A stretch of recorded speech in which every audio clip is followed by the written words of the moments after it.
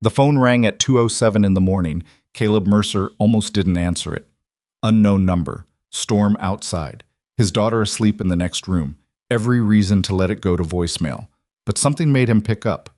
On the other end, a woman's voice, cracking with fear, barely holding together. A collapsing mansion. A mountainside giving way. Emergency services 40 minutes out. And her, alone, trapped under debris, the floor beneath her feet groaning like a living thing about to die. I was just a repairman. A single dad. A man who had walked away from war. He went anyway. Well, if stories like this one hit you somewhere deep, the kind that stay with you after the screen goes dark, subscribe to this channel and follow along until the very end. Hit the like button and drop a comment telling me what city and country you're watching from. I want to see how far this story travels. Now, let's begin.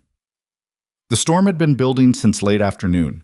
By the time Caleb Mercer finished his last job of the day, rewiring a busted circuit panel in the basement of a hardware store on Route 9, the sky had turned the particular shade of gray-green that old-timers in Darrow County called a bad sky.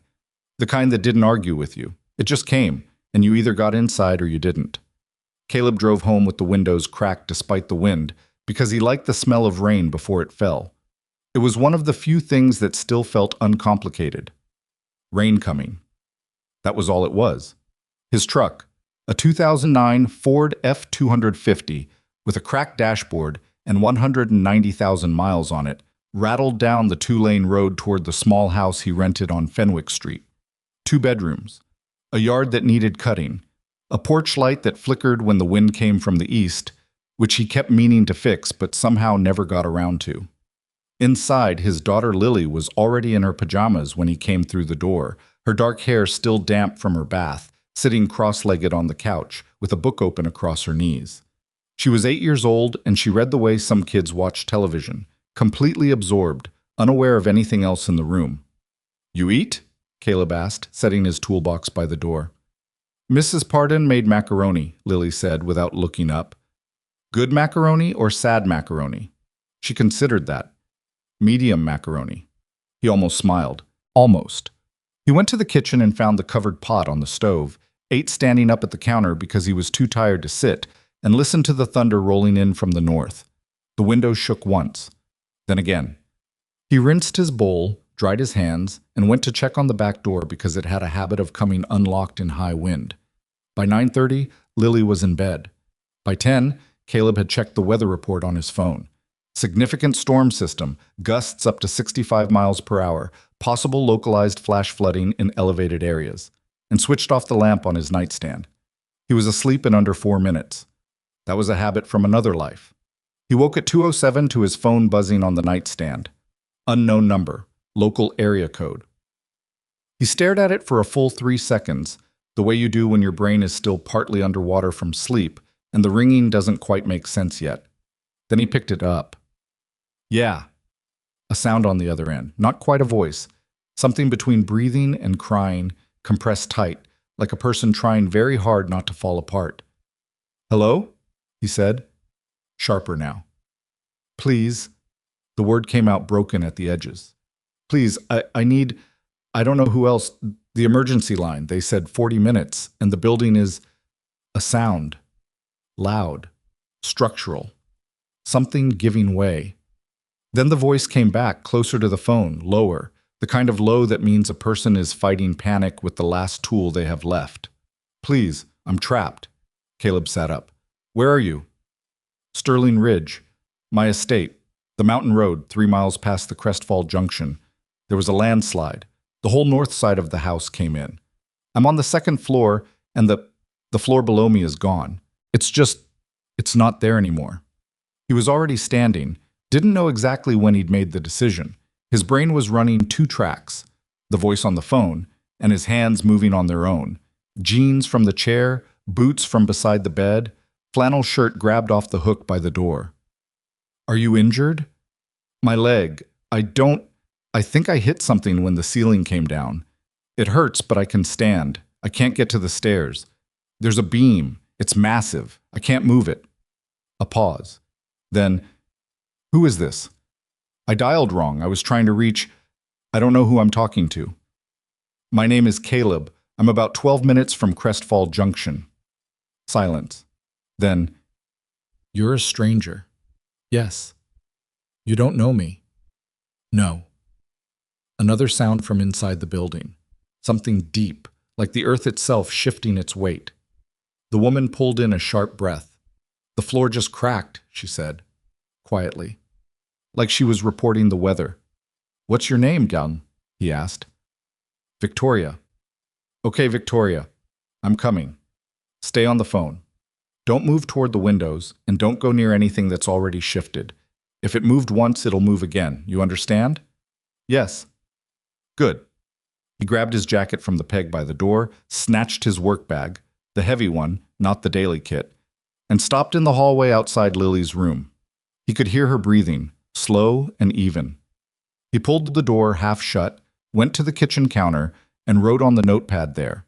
At a job, back before morning. Mrs. P's number is on the fridge. Love, Dad. He looked at it for a second. Then he walked out into the storm. Hot. The road to Sterling Ridge was not a road built for emergencies.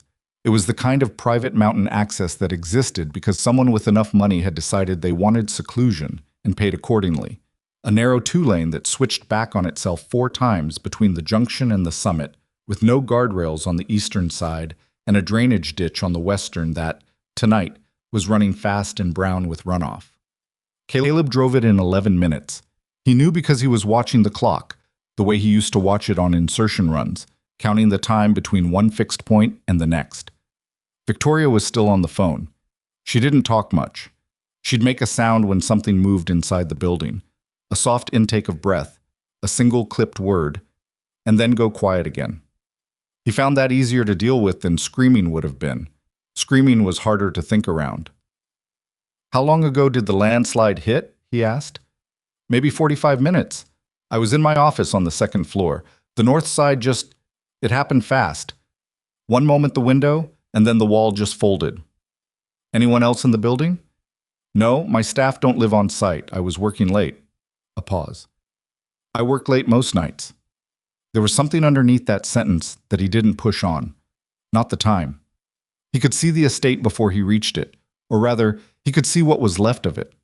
The driveway gate was standing open, which he was grateful for, and beyond it the gravel path was half buried under debris. Mud, rock, broken timber, sections of exterior wall that the landslide had carried down the slope and deposited wherever gravity felt like it. He stopped the truck where the driveway became impassable, grabbed his bag, and got out. The rain hit him immediately. Hard and sideways, the kind that soaks through in 40 seconds regardless of what you're wearing. He pulled the flashlight from his bag and swept it across what was in front of him. The house had been something, once. He could see that even now. 3 stories, stone and timber, the sort of place built to last 100 years and look like it had already lasted 50 more.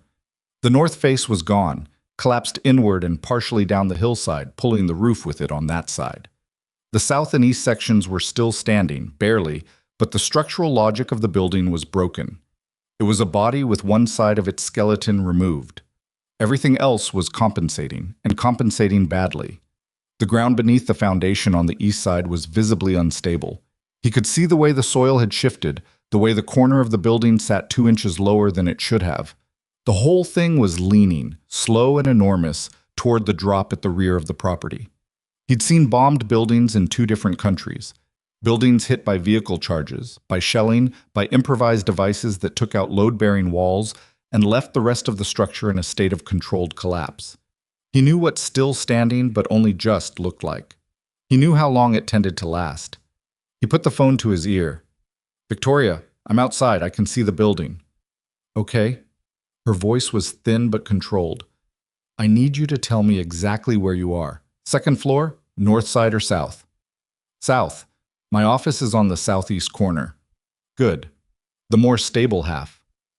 Is there a window in your office? Yes, 2 of them. They're intact. Can you see my flashlight? A pause. Then, yes, yes, I can see it. Flash something at me, anything. Use your phone screen. 3 seconds later, a dim rectangle of light appeared in the upper story, southeast corner. He tracked it. 2nd window from the right. 20, maybe 22 feet off the ground. The wall below it was standing, but the exterior stone had cracked in two places he could see from here, running diagonally, the kind of cracks that meant the lintel was compromised. "Okay," he said. "I see you. I'm going to find a way in. Keep your phone on and stay away from the north wall of your office, any wall that faces the damaged side." "How are you going to get in? The front entrance is buried." "Working on it." He moved around to the eastern face of the building, keeping close to the structure for coverage from the worst of the rain and farther from the unstable ground on the slope side. There was a side entrance, a service door, plain, steel-framed, with a keypad lock that had lost power. He tried it, locked. He took the pry bar from his bag and worked the frame, and in 30 seconds the door gave with a sound like a gunshot, metal shrieking against stone. Inside. The smell hit him first. Wet stone, torn insulation, something burned or scorched. Probably an electrical failure somewhere in the walls when the north section went. The corridor he was standing in was intact but wrong.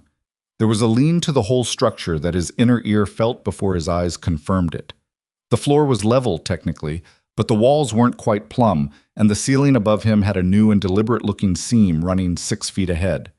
He moved carefully. Not fast.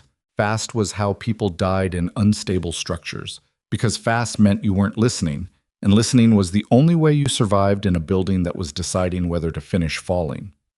The staircase was ahead on his right. Stone steps, wrought iron railing. The bottom 6 steps were intact. The upper portion disappeared into dark, and he couldn't see where it went or whether it was still connected to anything. He put his weight on the first step. Solid. The second. Solid. On the third, something deep in the building groaned. Not close, but not far enough. And dust sifted down from the ceiling above the stairwell. He stopped. Counted 4 seconds. Silence. He kept going. The 4th step. The 5th. Above him, the railing had pulled away from the wall on one side, bent outward at an angle that meant the anchor bolts had sheared. He didn't touch the railing. He stayed close to the wall side, his right shoulder nearly brushing the stone, redistributing his weight the way he'd been trained to move on compromised surfaces. At the 7th step, the staircase shuddered. Not dramatically, just a single, definitive shudder, like a sleeping animal aware of something approaching. He went faster after that. Not running, but close. Up through the dark with the flashlight angled at the steps in front of him, and at the top he stepped onto the second-floor landing and the staircase behind him shifted audibly. A sliding, grinding sound, like something settling into a different relationship with the building around it. He didn't look back. "Victoria," he said into the phone. "I hear you," she said. "Are you on the 2nd floor?" "Yes, call out." "Here." Her voice. Down the corridor to his right. He followed it, stepping around a section of ceiling that had come down and landed across the hallway. Plaster and timber, manageable. He went over it with his bag tucked against his chest. The door to the southeast office was closed. He knocked once, old habit, ridiculous under the circumstances, but the habit was faster than the thought, and pushed it open. She was in the corner farthest from the north wall, as he'd told her, sitting on the floor with her back against a heavy wooden bookcase and her right leg extended in front of her. She was in dark slacks and a white blouse, both of which were covered in plaster dust and something darker along the sleeve. Her hair was down, dark, tangled. She was holding her phone in one hand and looking at him with an expression that he couldn't quite name. Not relief, not yet. Something more complicated than relief. The look of a person who has been alone with a catastrophe for long enough that another human presence doesn't quite feel real. She was younger than he'd expected. Maybe 30. Maybe not even that. And despite everything, the dust, the injury, the fact that the building she was sitting inside was slowly eating itself, she had a specific kind of stillness about her, like someone who had learned, somewhere, to keep the inside quiet while the outside fell apart. "You came," she said. "Said I would." He crossed to her, crouched down and looked at the leg. She'd torn the fabric above her knee, probably to check it herself. The skin was badly bruised, a deep, spreading purple red, and there was a laceration along the outer calf that had bled and mostly clotted. Not arterial, painful, but not critical. "Then you put weight on it?" "I did, when I moved to this corner. It held. Does this hurt?" He pressed gently along the shin, watching her face. She made a sound through her teeth. Yes. Bad pain or just pain? She thought about that, which told him something. A person in shock doesn't usually parse the question. Just pain, she said. Good. It's not broken. Probably. He stood and looked around the room. The north wall had a visible crack running floor to ceiling. It had opened, he could see, within the last hour, because the plaster dust from it was still fresh on the floor below. The beam she'd mentioned was in the doorway to an adjoining room. A massive thing, old-growth timber, had come through the ceiling and landed across the threshold. That room was gone. Dark, collapsed, unsafe. This room was better, but not permanent. We need to move, he said. I know. She looked toward the hallway door. The staircase? It's complicated. Is it there? Parts of it. He picked up his bag. I'm going to help you stand. Keep your weight on the left leg as much as you can. When we move, you stay close to me and you do exactly what I say when I say it. Not a second later. Can you do that? She looked at him for a moment. In the flashlight's beam, her eyes were a dark brown, and there was something searching in them. The kind of look that was trying to quickly figure out whether a person could be trusted with your life. He'd seen it before, on other faces, in other places. Yes, she said. I can do that. What do you do? He asked. It was a distraction technique, but it was also genuine. He needed her talking, needed her brain occupied with something other than the sounds the building was making. She almost looked surprised by the question. I run a company. What kind? Technology, software infrastructure, primarily. A pause as he helped her to her feet, and she hissed quietly through the pain of the leg. Sterling Systems. You've probably never heard of it. Probably not. He got her arm over his shoulder, his hand at her waist. Ready? No, she said honestly. But yes. He moved them toward the door. The building settled again. 3 seconds of that deep tectonic groaning felt more in the chest than heard. A section of the north wall in the adjoining room gave way with a crash that shook the floor beneath their feet, and Victoria grabbed his arm hard enough that he felt it through the jacket. He kept walking. Down the corridor, over the fallen ceiling section. He went first and turned and helped her across, taking her weight as she stepped over the debris, her jaw tight with the effort of not favoring the injured leg too obviously. The staircase landing appeared ahead. He looked down. Where the bottom 6 steps had been when he came up, there was now a gap. The staircase had separated from the landing on the lower floor. 3 feet of open air between the lowest intact step and the hallway below. The flashlight lit the drop. Stone floor beneath. Not far, maybe 5 feet of actual fall, but with an injured leg and no controlled landing, 5 feet was plenty. That wasn't there when you came up? Victoria said. No. She was quiet for a moment. Then, how do we get down? He scanned the stairwell. The iron railing on the inside edge had partially pulled free, but the upright posts were still anchored to the steps. He tested the nearest one. It moved but didn't give completely. He looked at the wall. The stone was old, rough, with enough irregularity to grip. I'm going to go down first, he said. I'll catch you. From there? From there. He handed her the flashlight. Hold this. Keep it aimed at the steps. He went over the edge of the lowest intact step, facing the wall, and moved down the stone face the same way you'd descend a climb with no gear. Weight balanced, fingertips finding purchase, feet moving in short controlled drops. At the bottom he landed on the hallway floor, absorbed it, and turned. Your turn. Sit on the edge of the step. Lower your feet toward me. She sat. The building made a sound. She lowered her feet. He caught her at the waist, steadied her, took her weight as she came down, and felt her hand close on his shoulder like something she might not let go of. They stood together in the dark hallway for a moment. The sound of the storm outside. The sound of the building, still deciding. Okay, Caleb said. Exits that way. We go now. They went. The service corridor to the east door was longer going out than it had seemed going in. Everything felt longer under that specific kind of pressure, where each second cost something. Halfway down, the ceiling above them made a sound like a cracking bone. Sharp, decisive. And Caleb pulled Victoria against the wall and covered the distance to the door in 6 hard steps, half dragging her, her injured leg struggling to keep the pace. The door was there. He hit it with his shoulder, and they came out into the rain together. The cold and the wet and the open air hit them both at once. Victoria sucked in a breath.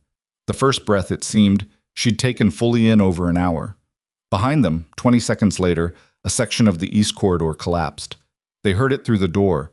A contained thunder, close, the kind that sits in your ribcage afterward. Caleb walked her away from the building. 10 yards. 20. Far enough. Then he stopped, and she stopped with him, and they stood in the dark and the rain in the middle of the ruined driveway, while the storm moved over the ridge and the remains of the Sterling estate settled slowly toward the cliff behind it. Victoria said nothing for a long time, then, "Your hands are shaking." He looked down. She was right. He hadn't noticed. "Yeah," he said. She didn't say anything else about it. She just stood there beside him in the rain, her arms still over his shoulder, both of them breathing, which was enough. In the far distance, he could hear the first sirens beginning their climb up the mountain road. The sirens reached the ridge 20 minutes after they made it out. By then, Caleb had gotten Victoria as far as his truck, which was the only dry option within 100 yards. She'd tried to walk on her own for the first 30 feet, pushed his arm away with a short, firm, "I'm fine," and then her injured leg buckled on a patch of loose gravel, and he caught her before she went down, and after that she didn't argue. She let him take her weight, not gracefully, not without the slight stiffening in her shoulders that said she wasn't used to needing anyone's help. But she let him. He got the passenger door open and she climbed in, and he went around to the driver's side and turned the engine on for the heat. The rain hammered the roof of the cab in a continuous roar. Through the windshield, what remained of the Sterling estate was a shadow against a darker sky, its silhouette wrong in the way a familiar thing becomes wrong when something essential has been removed from it. Victoria was looking at it too. "The north wing was original construction," she said. "Not to him particularly, just saying it. 1920s. The rest of the house was rebuilt in the 80s, but they kept the north wing intact because of the stonework." She stopped. "Funny what you think about." "Yeah," Caleb said. She turned from the window. In the dashlight, she looked different than she had inside the building. Not less composed exactly, but the composure was sitting differently on her face now, like something she was wearing instead of something she was. There was a bruise developing along her left temple that she probably hadn't noticed yet, and her hands, folded in her lap, had a fine tremble that came and went. "You're going into shock," he said. "Delayed. It's normal." "I don't feel like I'm in shock." "That's the thing about delayed shock. You feel fine until you don't." He reached behind the seat and pulled out a folded emergency blanket, the mylar kind, crinkled in silver, that he'd kept in the truck since a job site accident 3 winters ago where a worker had needed it. He handed it to her. "Put this around your shoulders." She looked at it for a second. "It's not glamorous," he said. Something moved at the corner of her mouth. "No, it's not." She took it and wrapped it around herself, and the mylar made its particular crackling sound. And for a moment she looked like something completely different from a CEO. She looked like a person who had just survived something and hadn't fully processed it yet, which was exactly what she was. The first emergency vehicle came up the mountain road with its lights swinging through the trees before the siren cut. Then 2 more behind it. A county fire engine, a rescue unit, and what turned out to be a sheriff's deputy and a cruiser who parked sideways across the driveway entrance and got out already pulling on a rain slicker. Caleb stepped out of the truck to meet them. The deputy was a tall woman, mid-40s, with short gray-streaked hair and the expression of someone who'd been woken out of a dead sleep and had made peace with that faster than most people make peace with anything. Her name tag read Cole. "You the one who called in the secondary?" she said. "I'm the one who went in," Caleb said. Deputy Cole looked past him at the building, then back at him. A quick, assessing look. "The occupant?" "In my truck. Leg injury, possible mild concussion. She'll need to be checked out. She's stable." "You a first responder?" "No." Another look, this one slower. "You went into that structure voluntarily." "She was in there." Cole seemed to decide that was a sufficient answer, because she moved on without pressing it. "Names?" "Caleb Mercer. The homeowner is Victoria Sterling." Something registered in Cole's face at the name. A small shift, recognition without comment. She pulled out a notepad that was already getting damp at the edges. "Sterling as in Sterling Systems." "I don't know. She said she runs a tech company." "She does." Cole wrote something on the notepad. "All right, I need her to stay put while the medics take a look, and I'll need a statement from both of you before anyone leaves the scene. Understood. He went back to the truck. Victoria had been watching through the windshield. Statements, she said when he got in. They need it for the report. Landslide on private property. Emergency response, unknown structural damage. Routine. I know what it's for. She paused. Are you in any trouble for going in? He considered that. Not in any official sense. I didn't break anything that wasn't already broken. You broke the service door. Pried it. The frame's still there. She looked at him. Really looked at him. The way she'd been doing in small increments since he'd walked into her office. Like she was reading something and wasn't sure she was reading it correctly. Who are you? She said. Not rudely, genuinely. I told you, Caleb Mercer. That's your name. That's not what I asked. He didn't answer right away. Outside, the rescue team was moving toward the building with flashlights and hard hats, the way they did. Organized, deliberate, with the careful choreography of people who worked unstable scenes. He watched them go. I'm an electrician, he said finally. I do contract work around the county, residential mostly, some commercial. An electrician, she repeated. Yeah. Who knows how to descend a wall in the dark? I've done some climbing. She said nothing to that. He could feel her not believing him, which was fine. He wasn't lying exactly. He was just editing. The paramedics came to the truck 7 minutes later. 2 of them, young, competent, one of them talking to Victoria in that particular overcalm voice that paramedics use when they're trying to prevent a person from escalating.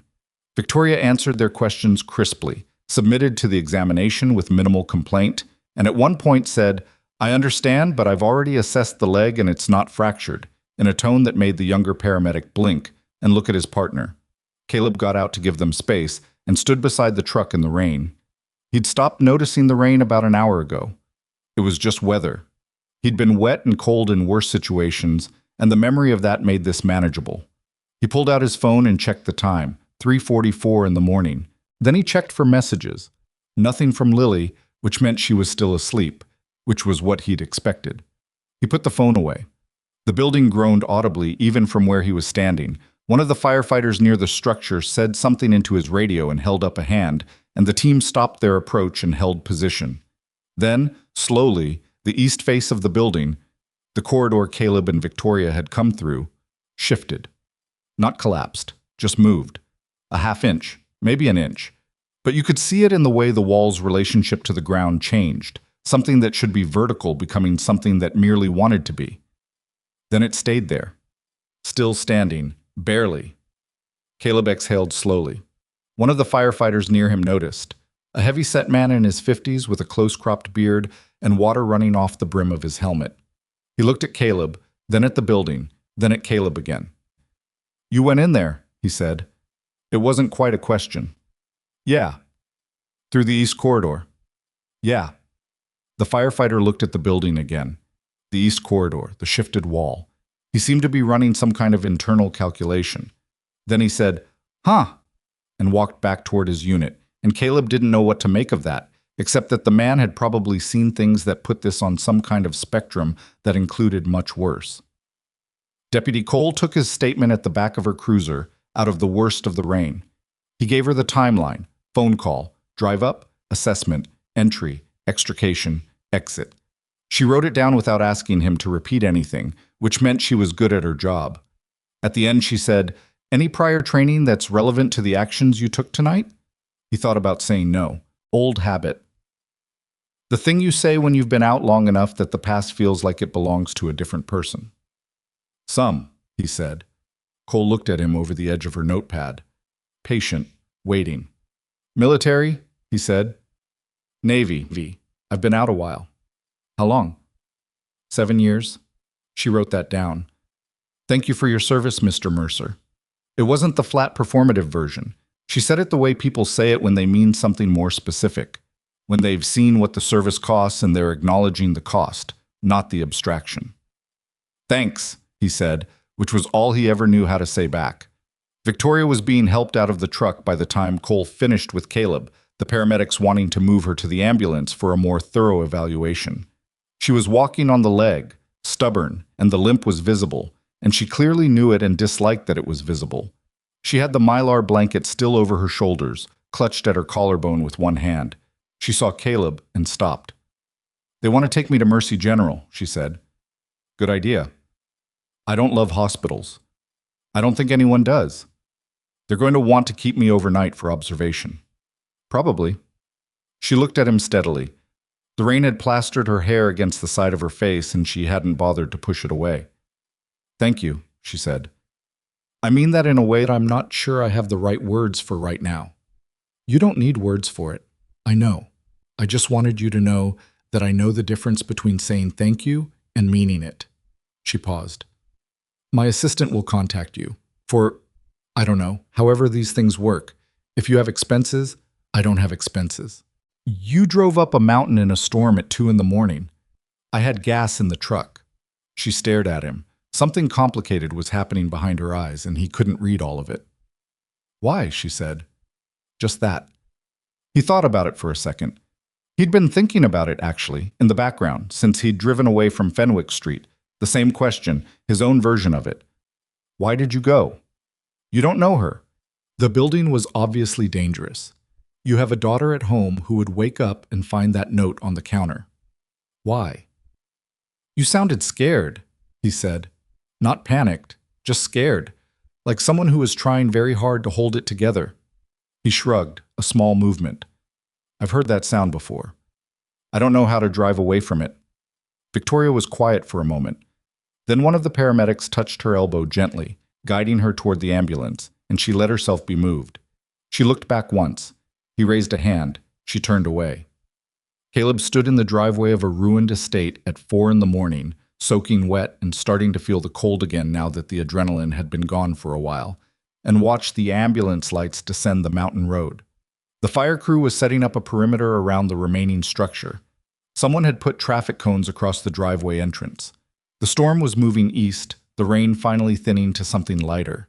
And in the east, very faint, still hours away, there was not yet any light, but the quality of the dark had changed slightly, the way it does in the last stretch before dawn. He got in his truck and drove home. Lily was in the kitchen when he came through the door. 6:15 in the morning. She was in her pajamas and her socks, and she was standing at the counter with a bowl of cereal and his note in her hand. And when she heard the door, she turned and looked at him, the way she sometimes did. A specific, measuring look that he'd always thought was too old for her face. "You're wet," she said. "Yeah." "What job takes all night?" "An emergency one."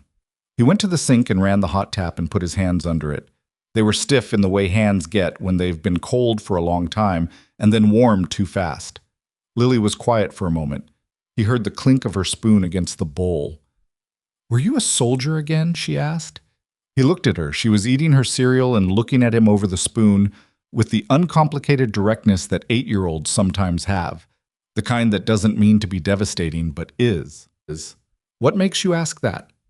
"Because you look like how you look in the photos, the ones in the box in the closet." He didn't say anything for a second. He reached for a dish towel and dried his hands. "No," he said. "I wasn't a soldier. I was just someone who showed up because someone needed help." Lily considered this. "Is the person okay?" "She's going to be." "Good." She went back to her cereal. Then, "You should change. You smell like outside." "Like outside?" Like rain and dirt and something else. Something else."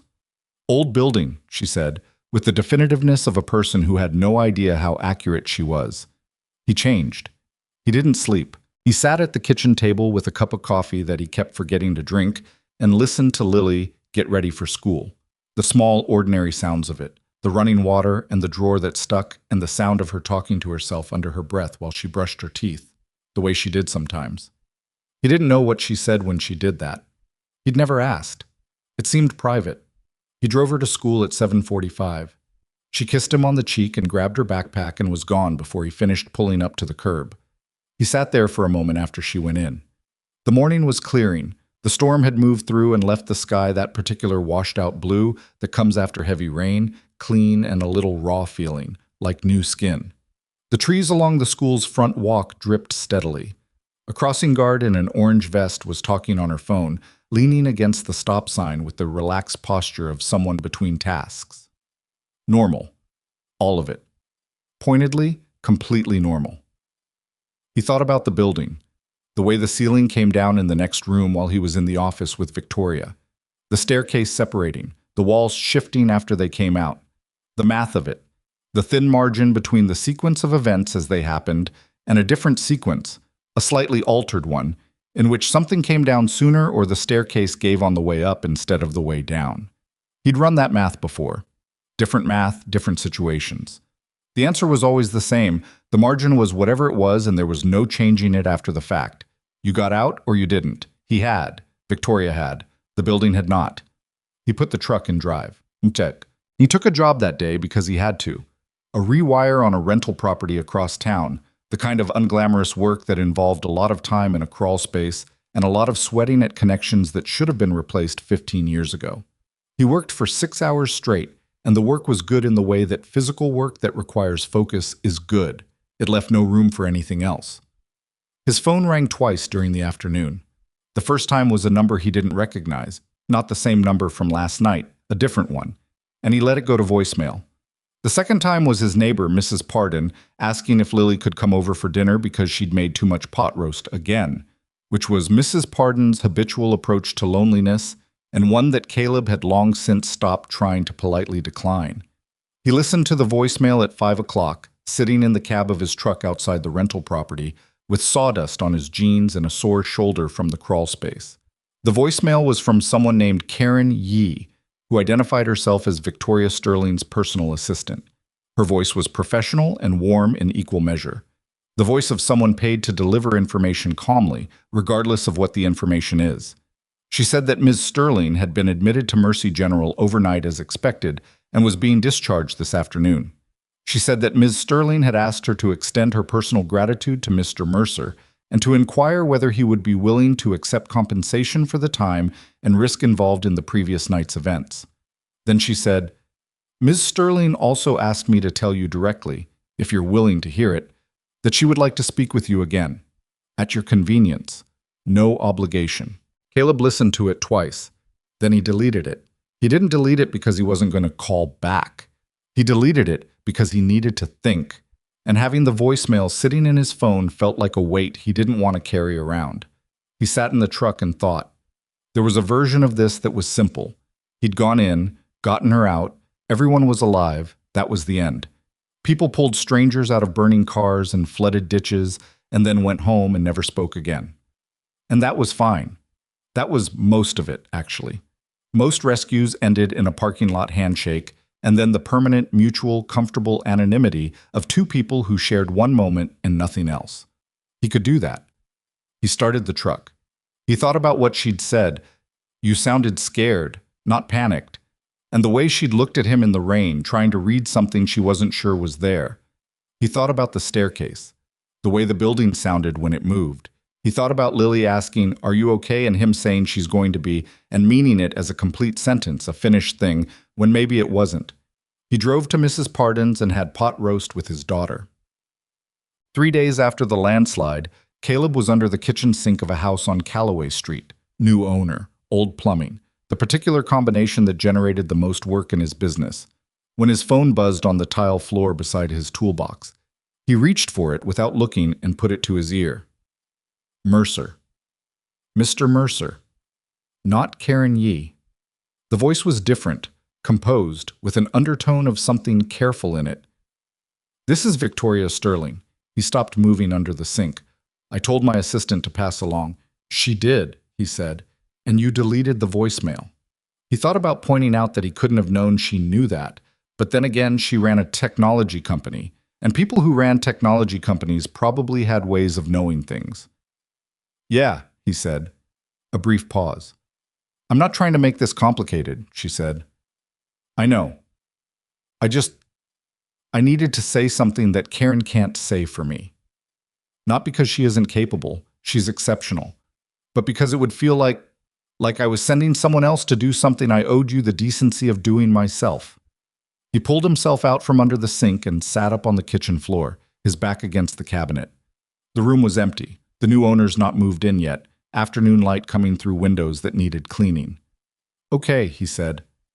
"I've been thinking," Victoria said, About what you said. In the driveway. About hearing a sound you can't drive away from. She paused. I've been trying to figure out what kind of person that describes. And I keep coming back to the same answer, which is that it describes someone who hasn't turned something off in themselves that most people eventually turn off. Caleb was quiet. I don't know what that cost you, she continued, keeping it on, but I can guess it cost something. Ms. Sterling, Victoria. Victoria. He rubbed the back of his neck. You don't need to analyze me. I'm not analyzing you. I'm trying to understand the person who came into a collapsing building for a stranger at 2 in the morning. I think I'm owed that much. You're not owed anything. You're right, she said. Wrong word. I want to understand. Is that better? It was, but he didn't say so immediately. How's the leg? He asked. She let him change the subject. Bruised significantly. The laceration needed 8 stitches. I'll be off it for a week, which is inconvenient, doesn't cover it. I have a company to run. You can run a company sitting down. You'd think. Can't you? Technically, yes.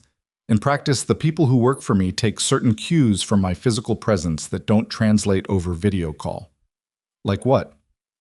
Like the fact that I'm paying attention, that the thing they're presenting matters. It sounds, I know how it sounds. But there's something lost when you're just a face on a screen. He thought about that. It was the most personal thing she'd said yet. The glimpse behind the executive register. How many people work for you? He asked. In the main offices, about 300. Globally, a little over 2,000. 2,000 people. He tried to imagine being responsible for 2,000 people's livelihoods, and couldn't quite get there. He was responsible for Lily, and marginally responsible for his own truck, and that felt about right. That's a lot, he said. It is. A pause. Then, more quietly. Mr. Mercer, Caleb, I was alone in that office for 45 minutes before you picked up the phone. I'd already tried the emergency line. I tried 2 of my executives. I tried my building's security company. Nobody, the storm was bad, the situation was, nobody was coming. She stopped. And then you picked up, and you said you were coming, and I want to tell you that I have spent 8 years building something, and I've been in difficult negotiations and difficult rooms, and I have learned not to need anyone to show up for me. But in that office, with the ceiling coming down and nobody coming, that was the most alone I have ever felt. He didn't say anything for a moment. The afternoon light moved across the empty kitchen floor. I'm sorry you were alone that long, he said finally. I'm not telling you to make you feel obligated, she said. I'm telling you because I think you should know what you actually did. Not the physical part. The other part. He understood what she meant. The call. The voice saying, I'm coming. The part that happened before anything else. How are you really doing? He asked. She seemed slightly surprised by the question. I'm managing. I have work. The estate is a total loss, which is an insurance matter and a headache, but not a tragedy. I'm staying in the city, which is more practical anyway. A pause. I have a meeting in 40 minutes that I haven't prepared for because I spent 20 minutes tracking down your personal number instead. You tracked down my personal number. Karen tracked it down. I asked her to. That's the second time you've had someone do something and then called it your own. A beat of silence. Then something he hadn't heard from her before. A sound that was almost a laugh. Short, involuntary, quickly reined in. You're right, she said. That's a fair observation. He found himself not smiling, which was as close as he usually got. Go to your meeting, he said. You've got 40 minutes. 38 now. Another pause. I'd like to call again, if that's all right. He thought about the version of this that was simple. He thought about Lily, and the photos in the box in the closet, and the question she'd asked at the kitchen counter in her pajamas. Yeah, he said. That's all right. He heard her exhale, very slightly, as though she'd been holding something and had now put it down. Thank you, Caleb. Drive safe, he said, and realized immediately it was a stupid thing to say to someone who wasn't going anywhere. But she said, I will, without hesitation, and they hung up, and he sat on the kitchen floor of the empty house for a while afterward, listening to nothing, which was not quite as uncomfortable as it would have been before. He went back under the sink. The plumbing was still terrible, and the work still needed doing, and the afternoon was still there, ordinary, available, the same as any other afternoon, except that something in the air of it had shifted very slightly, the way air shifts when a window is opened somewhere in a house, and the pressure changes just enough that you feel it without knowing the source. He kept working. She called again 4 days later, not Karen. Victoria directly, from a number he'd already saved in his phone without quite deciding to. The way you do things sometimes before your conscious mind has caught up with what you're doing. He was in the parking lot of the hardware store on Route 9, the same one where he'd been working the night of the storm, loading pipe fittings into the back of the truck. He answered on the second ring. "I have a question," she said by way of greeting. "Okay." "It might be presumptuous." "Ask it anyway." A pause. "What do you do on Saturdays?" He set a fitting down on the truck bed. "Why?" "Because I'd like to buy you lunch. Or coffee. Or whatever the appropriate gesture is for...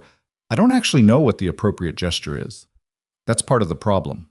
She said it without self-pity, just as a statement of fact, the way she seemed to say most things. "I've been told I'm not good at the human parts of things." "Who told you that?" "My last 3 board members.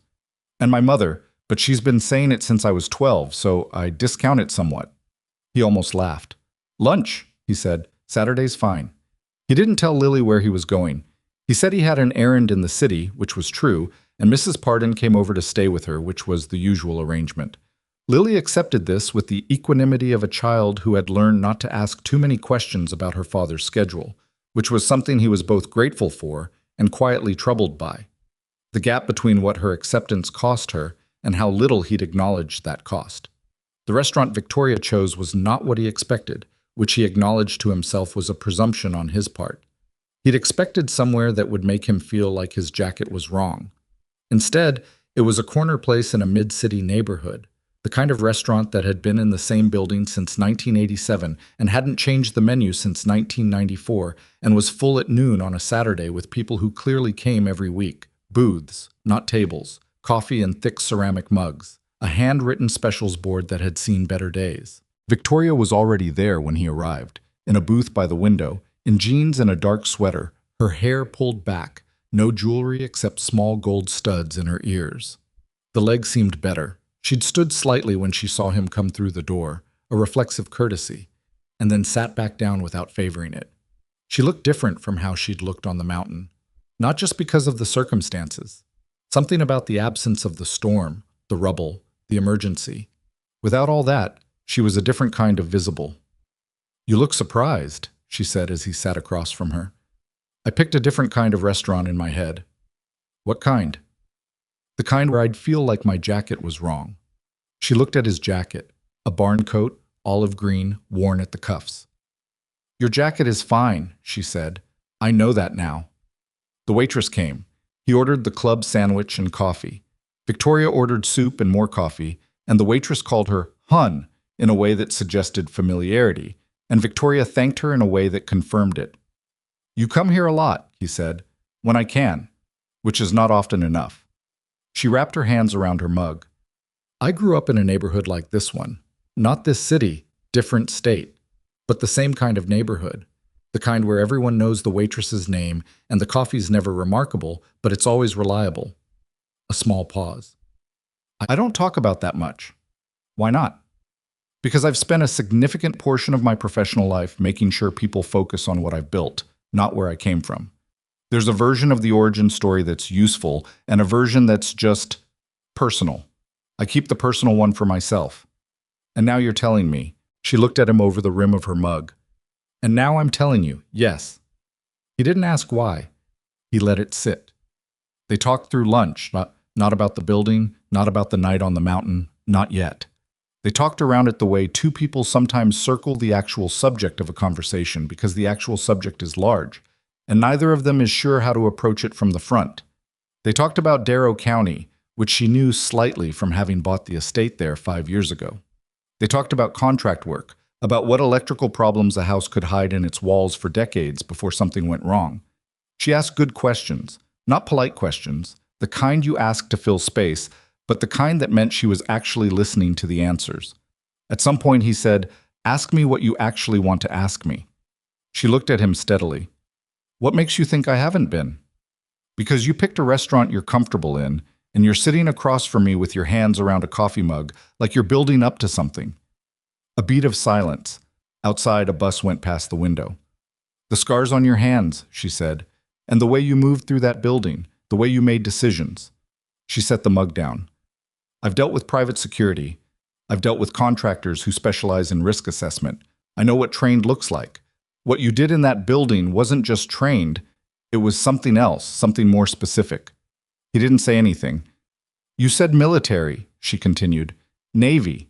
But you didn't say what you did. No. Will you? He turned his coffee mug on the table slowly, a quarter turn, back again. Old habit. Something to do with his hands when he was deciding. Special operations, he said. Navy SEAL. I was in for 11 years. She didn't react with the usual response. The widened eyes, the wow, the pivot into asking about combat. She just nodded, carefully, as if she'd suspected and was adjusting for the confirmation. Why did you leave? She asked. My daughter needed a father who came home.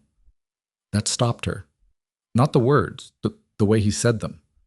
Flat and deliberate. The way you say something you've practiced saying because the unpracticed version tears things open in the middle of conversations that aren't equipped for it. How old is she? She was 1 when I got out. She's 8 now. Her mother? Not in the picture. He said it without bitterness. It was a fact, the same way the weather was a fact. She left when Lily was 3 months old. Couldn't handle. She didn't want the life. I don't blame her for that. But you raised Lily alone. Yeah. Victoria was quiet for a moment. That's not a small thing. It's what you do. Not everyone does. He looked at her. No, he said. Not everyone does. They finished their lunch. He paid before she could, which caused a brief, silent negotiation in which she reached for the check and he took it first, and she decided, apparently, to let it go. He tipped the waitress more than the bill warranted. Victoria noticed but didn't comment. They walked outside into the cool late autumn air, the city going about its Saturday business around them, and stood for a moment on the sidewalk in the undefined space between the lunch being over and whatever came next. There's something I haven't told you, Victoria said. He waited. After the building, after the hospital. She turned slightly, not quite facing him, looking at the middle distance. When I was lying in that hospital bed at 3 a.m, not sleeping, I started thinking about the 45 minutes I was alone in that office, and I realized I couldn't remember the last time I'd been genuinely afraid. She stopped. That sounds like it should be a good thing. That's what I always told myself. That being afraid meant you'd lost control of the situation, and I don't lose control of situations. But you can't not be afraid for long enough without it costing something, without it meaning you've stopped, I don't know the right word, stopped being present to things, maybe. To the actual stakes. She finally looked at him. I run a $2 billion company, and I sat in that office for 45 minutes convinced I was going to die, and the thing I kept thinking was, I haven't talked to my mother in 3 months, not because we argued, just because there was always a meeting, there was always something. She let out a short, not quite steady breath.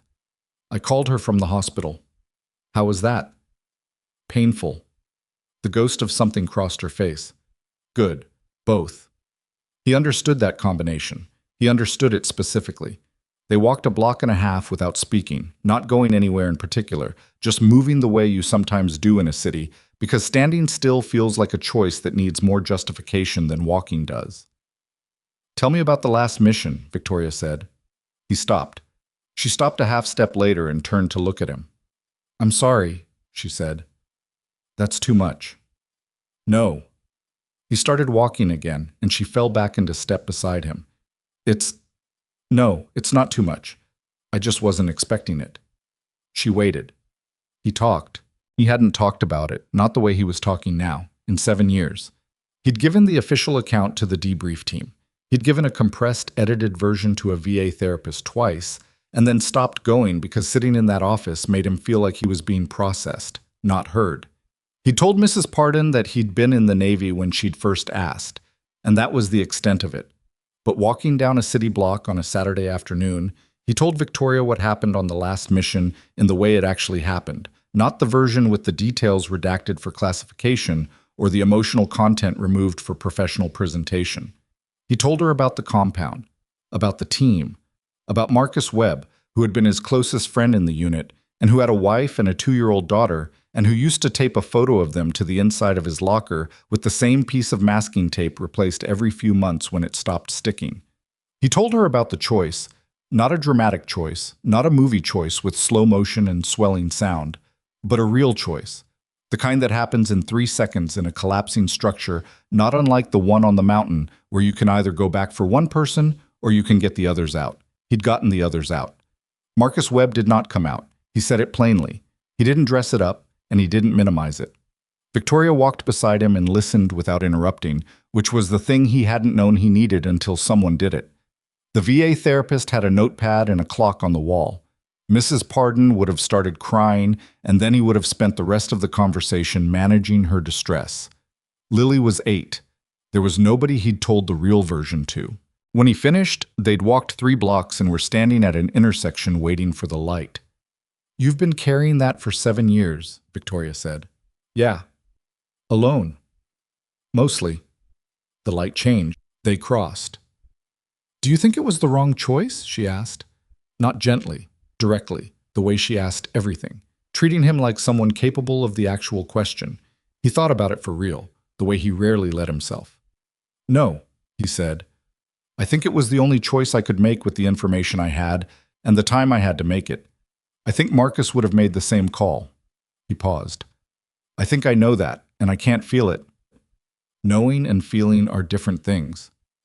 That's the problem. Victoria stopped walking. He stopped too and turned. She was looking at him the way she'd looked at him in the dark of that office, reading something, trying to get it right. "The building," she said, "carrying me out. That wasn't just... You weren't just helping a stranger, were you?" It wasn't quite a question. He looked at her for a moment, then, "No," he said. "It wasn't just that." She nodded, very slowly, like something clicking into place. They saw each other again the following Thursday. She had a meeting in Darrow County. He was suspicious of the convenience but said nothing. And afterward she stopped by the house on Fenwick Street unannounced, which was either bold or oblivious, and he couldn't decide which. He was on the porch, replacing the wiring on the porch light that had been flickering for months, the thing he kept meaning to fix, when the car pulled up.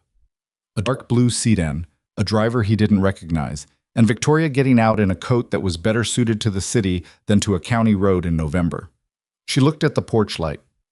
"Finally fixing it? How do you know about the porch light?" "You mentioned it, in passing, 2 conversations ago." He stared at her. "I mentioned my porch light. You said there was a light you kept meaning to fix. I assumed it was this one." She came up the porch steps and looked at the open fixture, the wires he'd already stripped and organized. "Do you want help?" "Do you know how to wire a light fixture?" "No," she said. "But I can hold things." He handed her the flashlight. She held it without complaint while he worked, which was more useful than it might have sounded because the angle he needed made it hard to see the terminals clearly without a second light source. They worked like that for 20 minutes, him at the fixture, her holding the light exactly where he directed it. The two of them mostly quiet, except for the occasional brief exchange. "Turn it slightly left." "This much?" "A little more." "There?" "Yeah, hold it." At some point the interior light went on, visible through the front window, Lily coming into the living room from the hallway. She appeared at the window, looked out at the porch, and then disappeared again. A minute later the front door opened. She stood in the doorway in her after-school clothes, jeans and a sweatshirt with a cartoon on it that he couldn't identify, and looked at Victoria with the frank, assessing stare of a child who hasn't yet learned to disguise curiosity. "Hi," she said. Victoria turned. "Hi. I'm Lily." "I'm Victoria." She said it without the executive register, without the careful professional warmth. Just her name, like a person. Lily considered her. "You're holding a flashlight." "Your dad asked me to." "He's fixing the light." "I know." "He keeps saying he'll fix it. He's been saying it for like a year." Caleb looked at his daughter. "I'm right here." "I know," Lily said to him, and then looked back at Victoria. "Are you the person he saved?" Victoria glanced at Caleb, quick, a fraction of a second, and then back at Lily. "Yes," she said. "I am." Lily seemed to accept this as complete information. He said you were going to be okay. He was right. He usually is. She said it without irony, without performance, just a fact, from a person for whom this fact was simply the architecture of the world. Then she looked at her father again. Mrs. Pardon says dinner's in 20 minutes. Okay. She went back inside, leaving the door slightly open behind her. Victoria was quiet for a moment. Then she said, very quietly, "She's remarkable. She's 8. That's not a contradiction." He went back to the fixture and made the final connection and replaced the cover plate. And when he screwed in the bulb and Lily, from inside, apparently watching, flipped the switch, the porch light came on steady and clear for the first time in over a year. "There," said Lily's voice from inside. "There," Victoria agreed, to the light. Caleb looked at the light. It was a small thing, a porch light. He stood there looking at it for a second longer than was strictly necessary. November became the kind of November that wasn't making any promises. Cold one day, almost mild the next, the sky switching between clear and iron gray without apparent pattern. Victoria was in the city most of the time. She called on Tuesdays, usually in the evening, usually because she'd had a day that required the kind of decompression that her professional circle couldn't provide. He came to understand that she had many capable people around her, and very few to whom she could say the things she actually thought. He understood that position from the other direction. The person who had the child and the neighbor and the occasional beer with the guys he'd worked a job site with, and no one who knew the real topography of who he was. She called on a Tuesday 3 weeks in, and he was sitting at the kitchen table after Lily had gone to bed, the house quiet, a half-eaten sandwich beside him, and a light fixture manual he'd been trying to read. "I fired someone today," Victoria said. "Okay. I fired people before. It's never easy, but this one was... It was someone I hired myself 8 years ago, when the company was still small enough that I knew everyone's kids' names. He'd been lying about a project timeline for 6 months and cost us a significant contract. The lie was what I couldn't get past.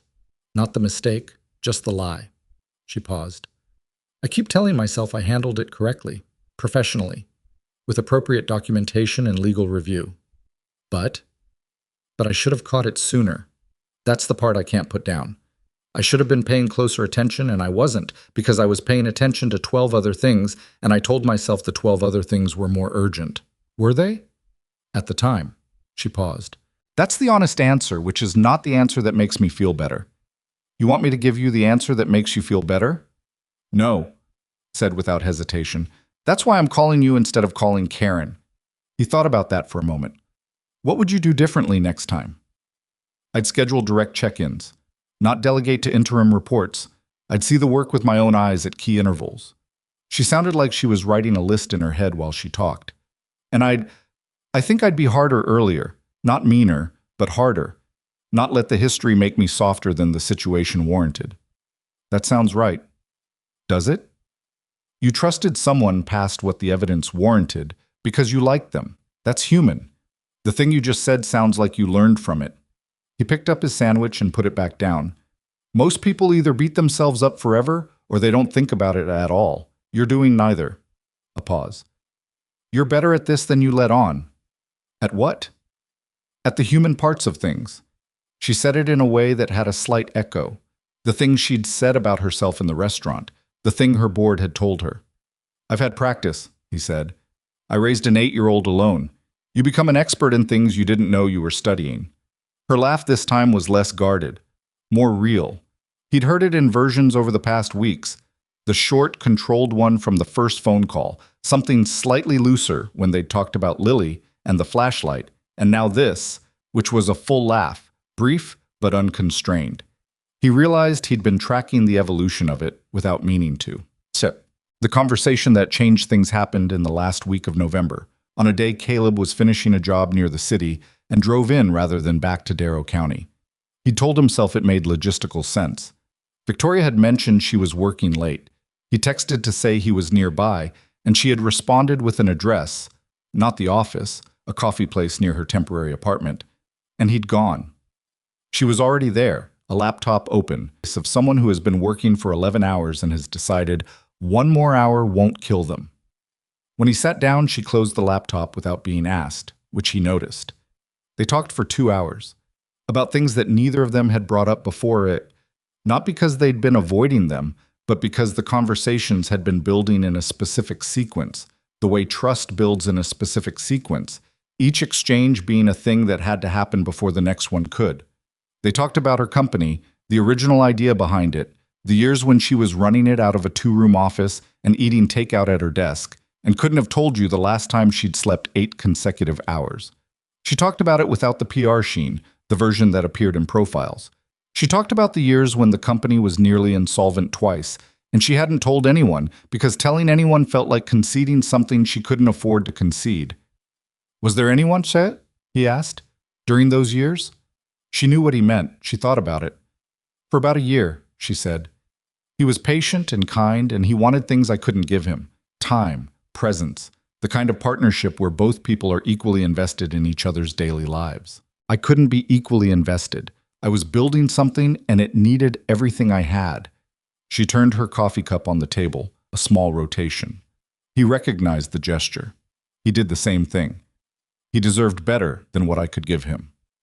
Do you believe that? Or is that just what you tell yourself? She looked at him sharply, then less sharply, then with something that was almost appreciation for the precision of the question. Probably some of both, she said. Were you in love with him? I thought I was. She considered it. I think I was in love with the idea of having the capacity to be in love with someone. Does that make sense? It makes more sense than you think. They were quiet for a moment. Around them, the coffee place was filling up with the after-dinner crowd, people with their own conversations, their own complications. What about you? She said. Lily's mother. You said you don't blame her. I don't. But? He thought about how to say the honest thing without the version that was self-pity, because he had no patience for self-pity, not even in himself. But I should have seen it sooner. She told me in a dozen ways that I was too busy and too far away to read, that she couldn't sustain it. The deployments, the distance, the version of me that came back being different from the one who'd left. He paused. I was good at paying attention to everything except the things that were right in front of me. You said that was her failing. I said I don't blame her. That's not the same thing. Victoria looked at him for a long moment. You do that, she said. Do what? Make precise distinctions between things that sound like they should mean the same thing, but don't. Comes from a job where imprecise language got people hurt.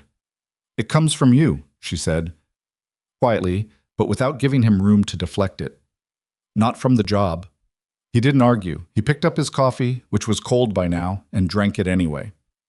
I keep thinking about the building, he said, after a while. I think about it every day. Not the rescue, the 45 minutes before I got there. You alone in that office. He set the cup down. You said that was the most alone you'd ever felt. Yes. I don't want that for you again. She looked at him. Something in her face changed. Not dramatically, not the way faces change in movies. It was smaller than that. The particular shift of something that has been held carefully in one position for a long time and is now, for the first time, allowed to move. Caleb. I know what I'm saying, he said, preemptively because he could feel her preparing to be careful, to be measured, to put the appropriate professional or practical or sensible framing around what was happening between them. I know the differences. Distance. You run a company. I fix electrical systems in Darrow County and raise my daughter. I know all the practical objections. She watched him. I'm just telling you, he said. I don't want that for you again. The alone part. Victoria Sterling had built a company from a 2-room office. She had survived near insolvency twice. She had sat in a collapsing building for 45 minutes and held herself together with the force of her own will. She was not a person who cried easily or publicly or often. She pressed her lips together for a moment. One breath. Then, I don't want it again either. He reached across the table and put his hand over hers, not taking it, just covering it, the way you cover something you want to protect. Her hand turned slowly, and her fingers closed around his. They sat like that for a while. Outside, the city did what cities do, moved and lit and sounded, indifferent and alive, and neither of them felt any particular urgency to be somewhere else. He drove back to Darrow County at 11. The roads were empty, and the sky was clear the way it only gets after the last of the storm systems passes through and takes the cloud cover with it, clean dark with more stars than the city ever lets you see. He stopped at the corner of Fenwick Street and sat with the engine idling. The porch light was on, steady, the one he'd finally fixed. It lit the porch steps and the edge of the yard in a small, warm circle, and beyond that the dark, and the house behind it where Lily was asleep.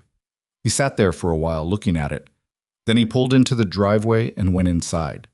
December came in cold and deliberate, the kind of cold that didn't apologize for itself, that settled into the county roads and the roof of the house on Fenwick Street and the bed of Caleb's truck and stayed there. He'd grown up in weather like this, further north, a different state, a different life. And he'd always had the particular relationship with winter that people develop when they spend enough of their childhood in it. Not affection exactly. More like a mutual understanding. It doesn't pretend to be anything other than what it is. He respected that.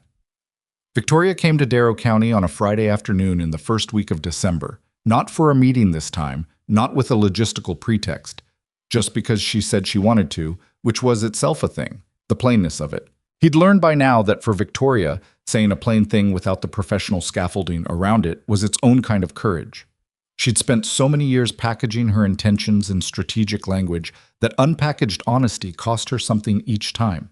He picked her up from the inn on Kavanaugh Street, the only decent one in the county, 3 floors of Victorian brick that had been operating since 1931, and smelled faintly of wood smoke and old carpet in a way that was more comforting than it had any right to be.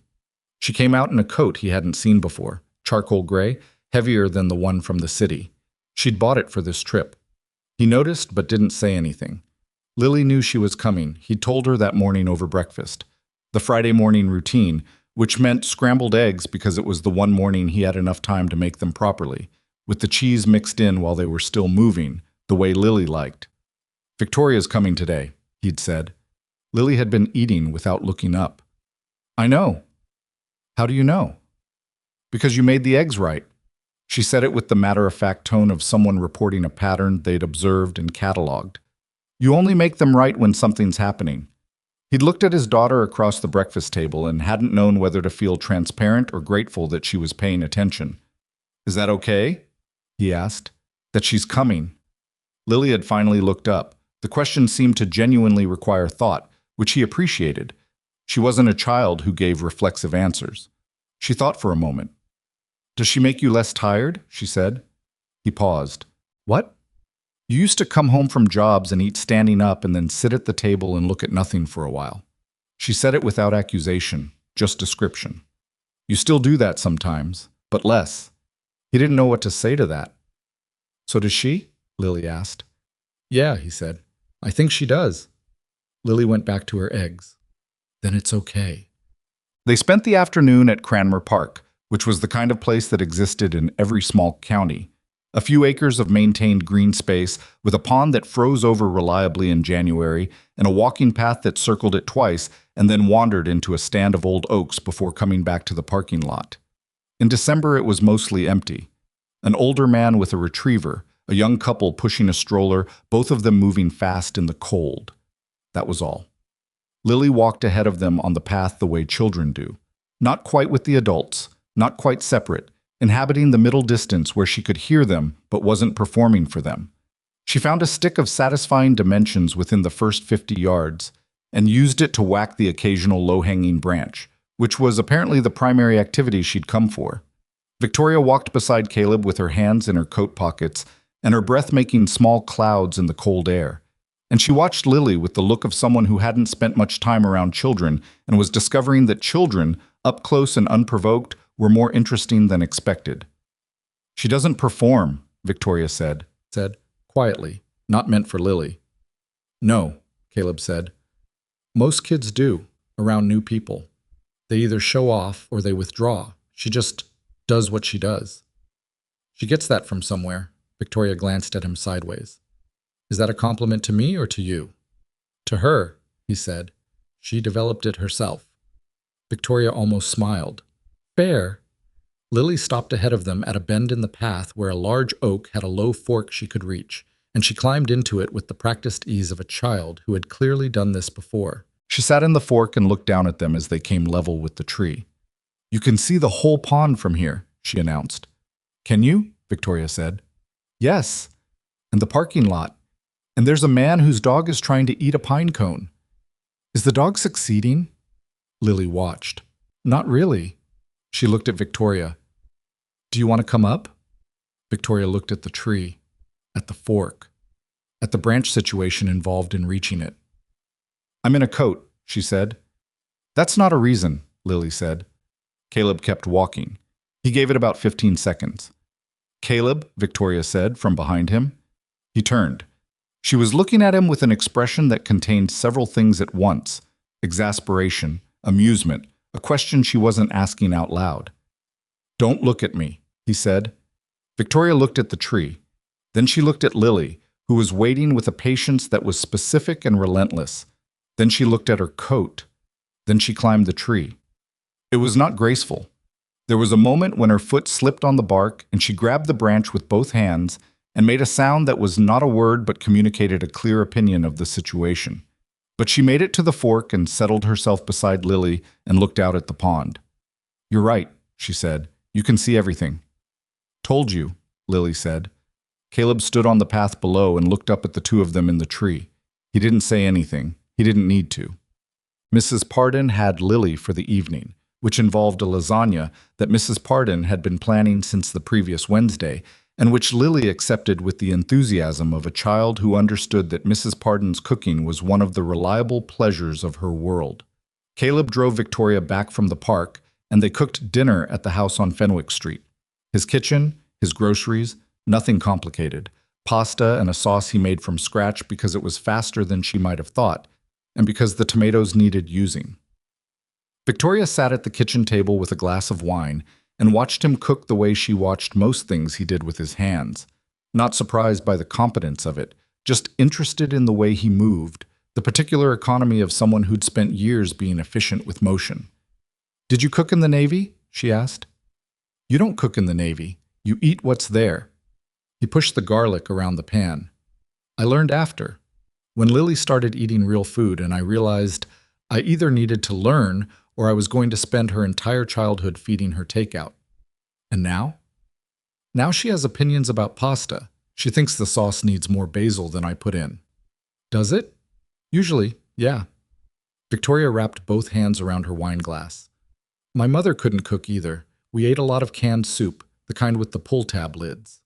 She said it without self-consciousness, the way she'd been saying more personal things lately, the way the practice of it had made it less costly. I didn't learn until my mid-20s, and only because I was trying to impress someone. Did it work? Reasonably well. He was more impressed by the effort than the result. She paused. The result was a chicken dish that was technically edible but borderline. Better than canned soup. Marginally. She watched him add the tomatoes. Caleb. Yeah. I had a conversation this week, with my board. Something in her tone changed, not dramatically, but he was attuned to the registers of how she talked, had been for weeks now, the way you become attuned to the specific language of a person you've been paying close attention to. Okay, he said. He turned the heat down and looked at her. She was looking at the wine glass. One of them, Gerald Marsh, he's been on the board for 4 years, very good at reading situations. He pulled me aside after the regular meeting and told me he'd noticed a change in how I was operating. She paused. He meant it as a positive observation. He said I'd seemed more grounded in the last month, more present in the conversations, less, he used the word compressed. He said I used to seem like I was moving through meetings with everything behind glass, and lately I'd seemed more there. Caleb waited. He asked me what had changed, she said, and I didn't know how to answer him, because the honest answer was, you. And that's not a thing you say in a board conversation. She looked up from the glass. But it's what's true. He pulled the pan off the heat, gave himself a moment. Is that a problem? He asked. I'm trying to figure out if it should be. She turned the wine glass slowly on the table, the same gesture he made with his coffee cup, the same habit. He'd noticed weeks ago that they'd started doing it at the same time without knowing. I built everything I have on the principle that I don't let personal considerations affect my professional capacity. Not because I think that's the morally correct way to live.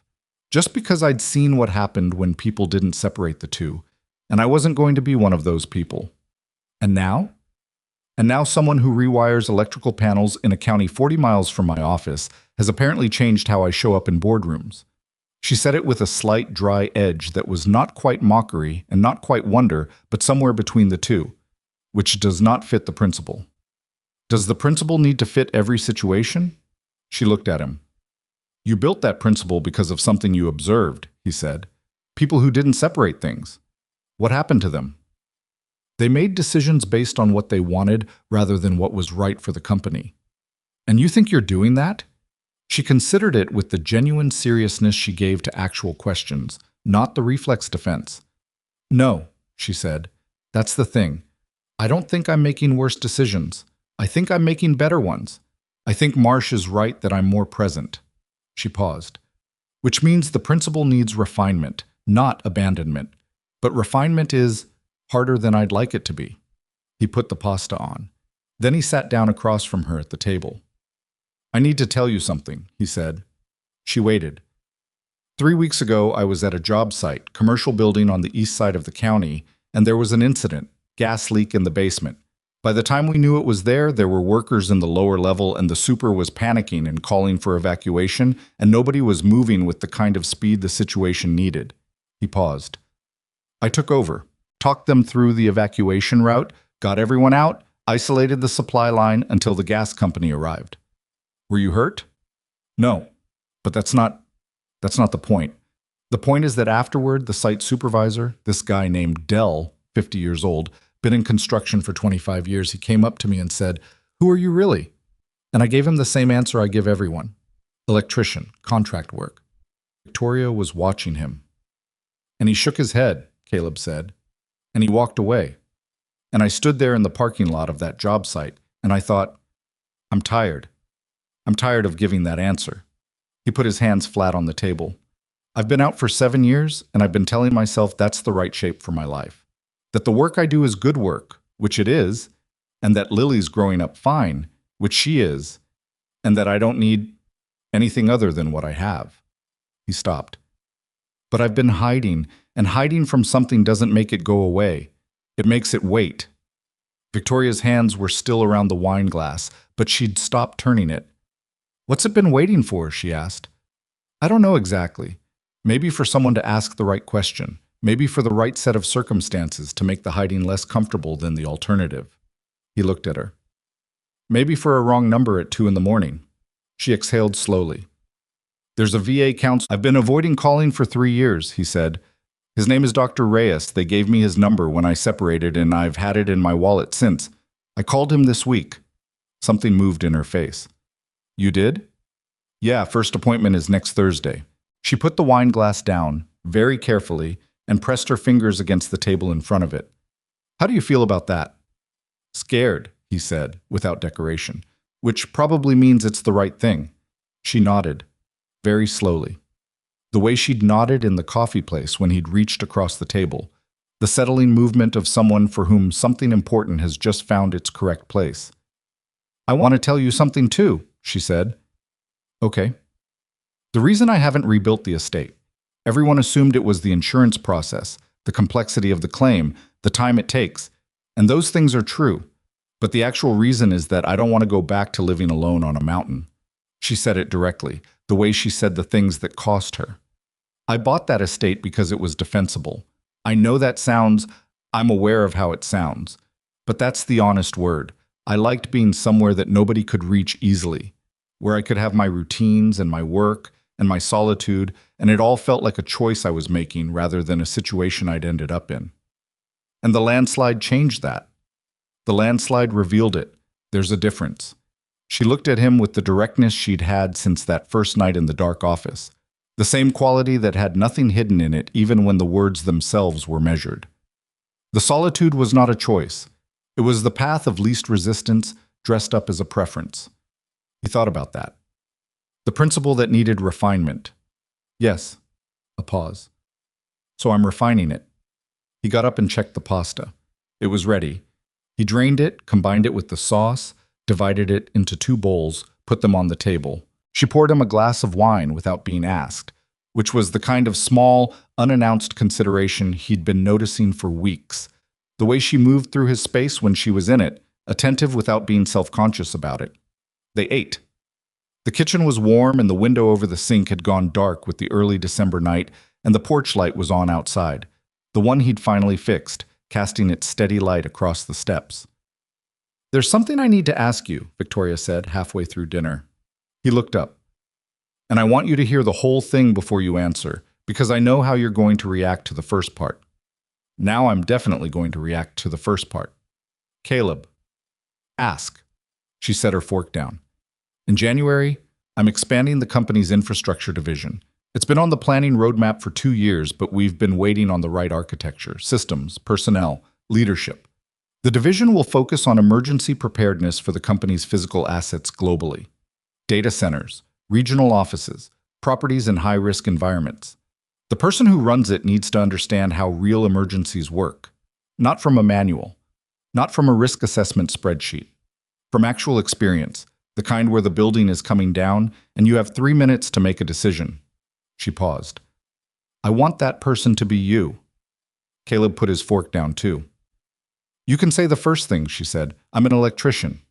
You're a former Navy SEAL with 11 years of special operations experience and a demonstrated capacity for clear-headed decision-making in precisely the conditions this role would require." She said it without the pitch inflection, just as accurate description. "The electrical work is what you've been doing. It's not what you are. It's what I've been for 7 years." "I know." She held his eyes. "And I'm not telling you it was wrong. I'm telling you there might be more." He pushed back from the table slightly, stood up, went to the window, put his hands on the counter. The porch light outside, the dark yard beyond it. "I'm not doing this because of us," she said to his back. "I mean that. The role exists, the need is real. The search was already underway before I had any reason to think about you personally.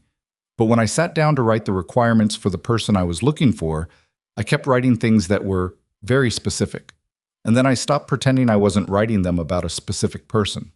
He turned around. "What does it pay?" She told him. He looked at her for a moment, then, "I have a daughter in school here. The role is based wherever the regional director decides to base it. You could run it from Darrow County if you wanted. We'd establish a regional office." She paused. "I checked. There's commercial space on Garrett Street that would work." He stared at her. "You checked commercial space in Darrow County." Karen checked it, but yes. He almost laughed. Didn't quite. "Victoria." "I know," she said. "I know." I moved ahead of the conversation. "It's a habit, and it's not always a good one. If the answer is no, I understand, and this, what we have, doesn't change based on the professional answer. I want to be very clear about that." He stood at the window and looked at her across the kitchen. The dinner on the table, both bowls half finished. The wine. The ordinary light of the room. He thought about Dell in the parking lot. Who are you really? He thought about Dr. Reyes and the Thursday appointment. He thought about 7 years of crawl spaces and junction boxes, and telling people the name of his job when they asked who he was. He thought about Marcus Webb's photo, taped inside a locker with masking tape that kept needing to be replaced. He thought about the staircase in the dark, the way he'd kept moving even when it shifted beneath him, because stopping was not the option that got anyone out. He thought about Lily at the kitchen table. Does she make you less tired? He crossed back to the table and sat down and picked up his fork. "Tell me more about the role," he said. Victoria looked at him for a second, reading the sentence, reading the direction of it, the space he was leaving. Then she picked up her fork too. "The infrastructure division has 14 properties globally that fall into what we classify as elevated risk environments," she said. "Seismic zones, flood-prone areas, remote locations with poor emergency service access. Currently, there's no standardized protocol for emergency response across those sites. The role would build that from scratch. Who would I be reporting to? Me? Through the operations leadership. Functionally, you'd have significant autonomy. I don't want someone who needs to be managed closely. I want someone who can make the call when I'm not in the room." "What's the timeline for standing it up?" "January for the structural appointment. Full operational capacity by end of Q2. He ate for a moment. She ate. The pasta was good. She said so, and he said the basil was short, and she said she wouldn't have noticed, and he said Lily would have. There's a training component, she continued, beyond the emergency response protocols. I want to build out a curriculum for site staff. What to do in the first 60 seconds of an emergency event. Most people have no idea. They freeze, they move in the wrong direction, they wait for someone else to decide. She paused. You know how to teach people not to do those things. I know how to teach people who are already selected for the capacity, he said. Regular employees are different. How? Because operators self-select for a specific tolerance for controlled fear. They train toward it. Regular people don't have that foundation. You have to build it differently.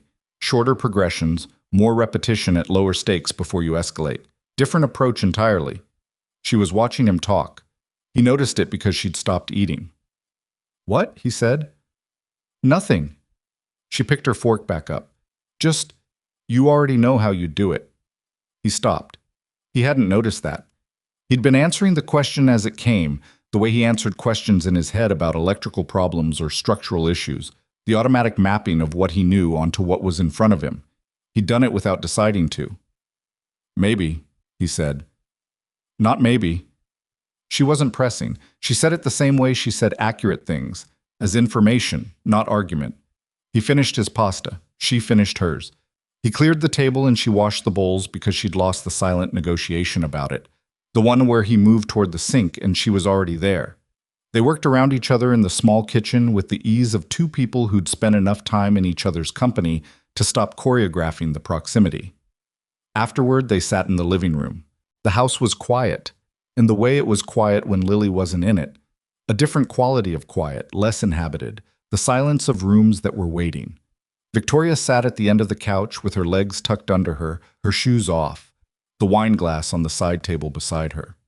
Caleb sat at the other end with his arm along the back of the couch and his feet on the coffee table in the way he'd long since stopped apologizing for. I want to tell you about Marcus, he said. She looked at him. Not the mission, I told you that. I want to tell you about who he was. Victoria turned slightly toward him, giving him her full attention the way she did, completely, without the performance of it. He talked for a long time. He talked about Marcus Webb the way you talk about someone when the grief has aged past its sharpest edge and become something you can hold steady, not without weight, but without the weight controlling the direction. Marcus, who was from rural Mississippi and had the specific, dry humor of someone who'd grown up in a place where humor was a survival tool. Marcus, who could fix any engine he'd ever looked at because his father ran a garage, and he'd been handed wrenches since he was tall enough to reach the workbench. Marcus, who'd named his daughter Ruby after a grandmother he'd never met, because the story of that grandmother was the story of his family's endurance, and he wanted his daughter to carry that name into whatever came next. Caleb talked until the wine was gone, and the room had gotten darker around them in the way rooms do when you don't get up to turn lights on. And at some point, Victoria had shifted on the couch, and her shoulder was against his, and neither of them had moved away from it. He would have hated that you spent 7 years hiding, she said, when he'd been quiet for a while. Yeah, Caleb said. He would have said some version of that, loudly. What would he have said exactly? Caleb thought about it. He could hear Marcus's voice, the particular cadence of it. He would have said, Mercer, you are wasting a perfectly good set of skills on people's fuse boxes, and that is a crime that I cannot forgive from the afterlife. Victoria made the sound she made when something surprised a laugh out of her. Quick, unguarded, real. Caleb felt it in his chest, the way you feel something you hadn't known you'd been waiting for. She stayed that night. Not planned. It was late, the inn was 40 minutes back in the county, and neither of them engineered it, and neither of them pretended they hadn't seen it coming. She took the side of the bed that faced the window, which was the side he didn't sleep on, which meant the arrangement required no negotiation. He lay in the dark for a while after she fell asleep, looking at the ceiling, not thinking about anything in particular, just present in the room, in the quiet house, in the night. The Thursday appointment with Dr. Reyes. The role. January. Garrett Street commercial space in Darrow County, which Karen had apparently already researched. The training curriculum he'd already begun designing in his head without meaning to.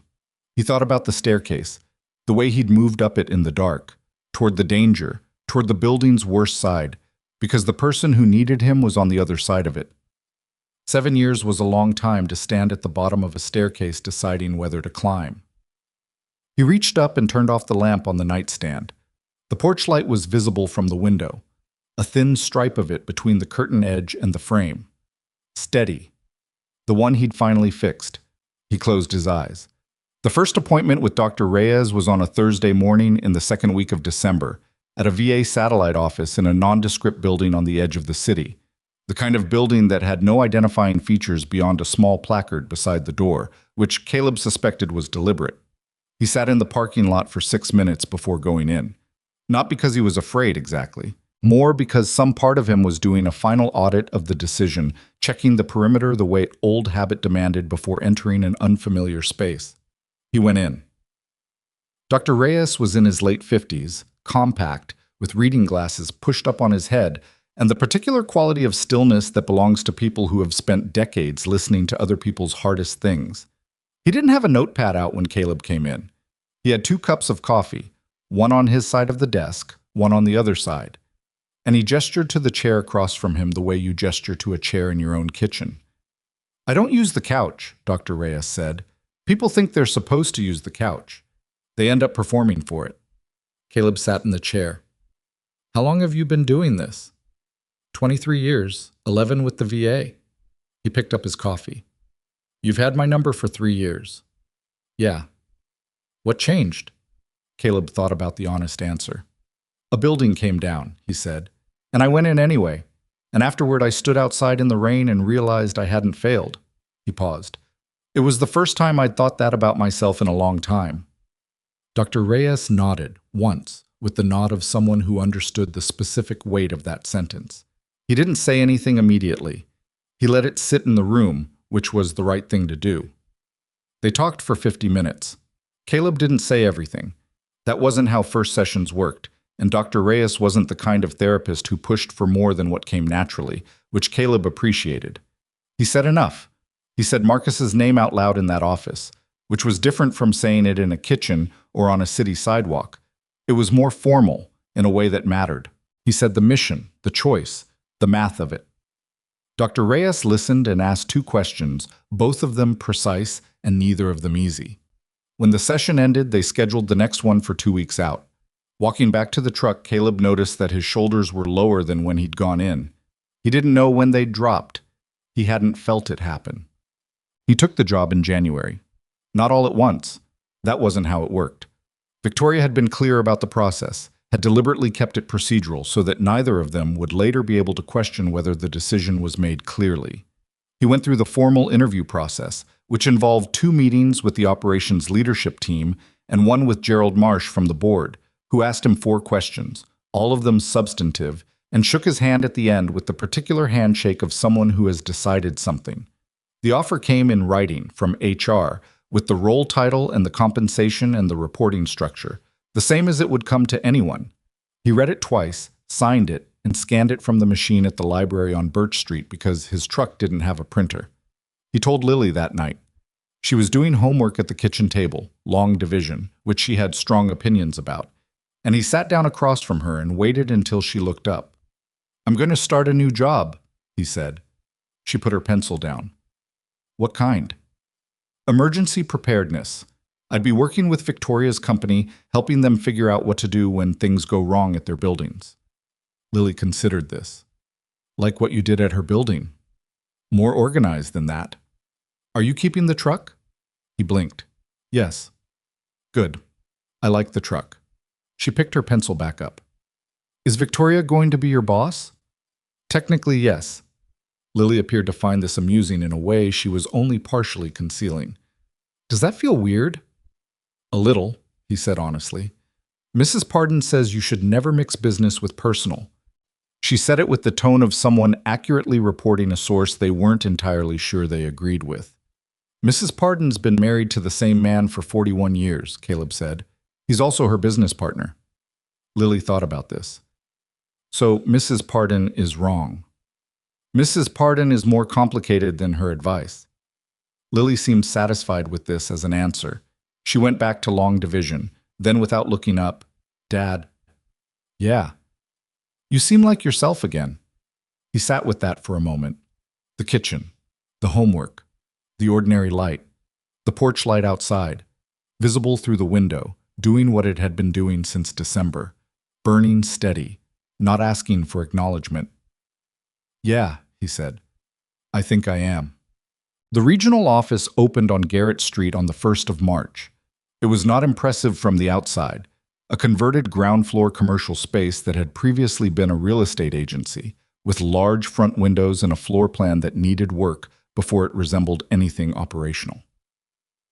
Caleb spent 2 weeks before the opening doing the electrical work himself, partly because it needed doing, and partly because it was the last time he expected to be on that side of the work, and there was something fitting about finishing it himself. Karen came down from the city for the opening, which surprised him. He hadn't expected it to be marked in any formal way, and she brought a small catered spread that was more than the occasion required, and seemed to be her way of making things official that might otherwise feel provisional. She was efficient and warm in the way she'd always been on the phone, and she shook Caleb's hand and said, "I've been hoping this would happen since the first time I had to track down your personal number," which made him feel something he didn't have an exact word for. Victoria came down that afternoon. She walked through the space while he was still arranging the last of the furniture. They'd bought practical things, nothing that would make the place feel corporate, because he'd been clear that the people coming here for training needed to feel like they were in a room where real work happened, not a showroom. She stood in the middle of the main room and turned slowly, taking in the layout. "Good bones," she said. "Decent bones," he said. "The HVAC needs work." "You'll fix it." "I know an electrician." She looked at him with the expression she had when something amused her that she hadn't expected to. He'd learned that expression over the months, the particular compression at the corner of her mouth, the slight lift. They were careful, the two of them, about the professional line. Not in a way that was painful. They talked about it enough, clearly enough, that the line existed without requiring constant maintenance. She was his reporting manager in the organizational structure. In everything else, she was Victoria.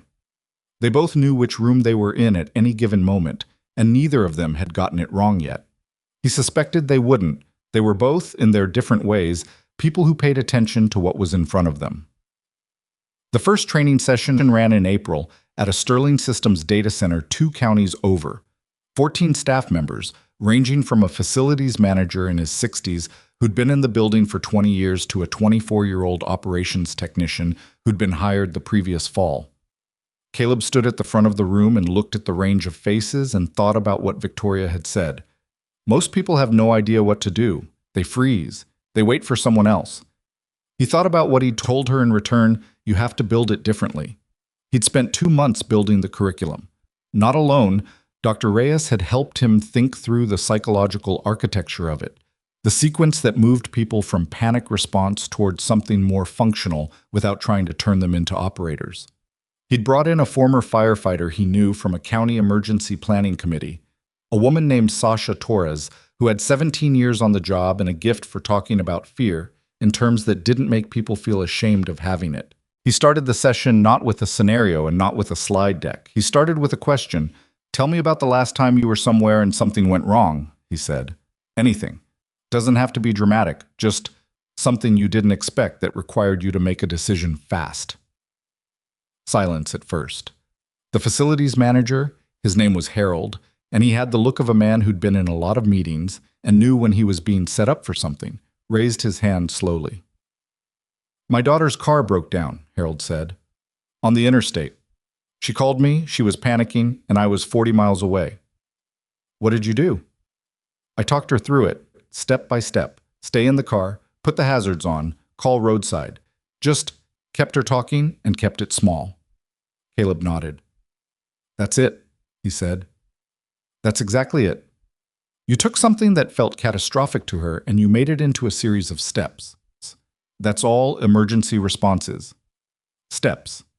In the right order, made by whoever in the room decides to start moving."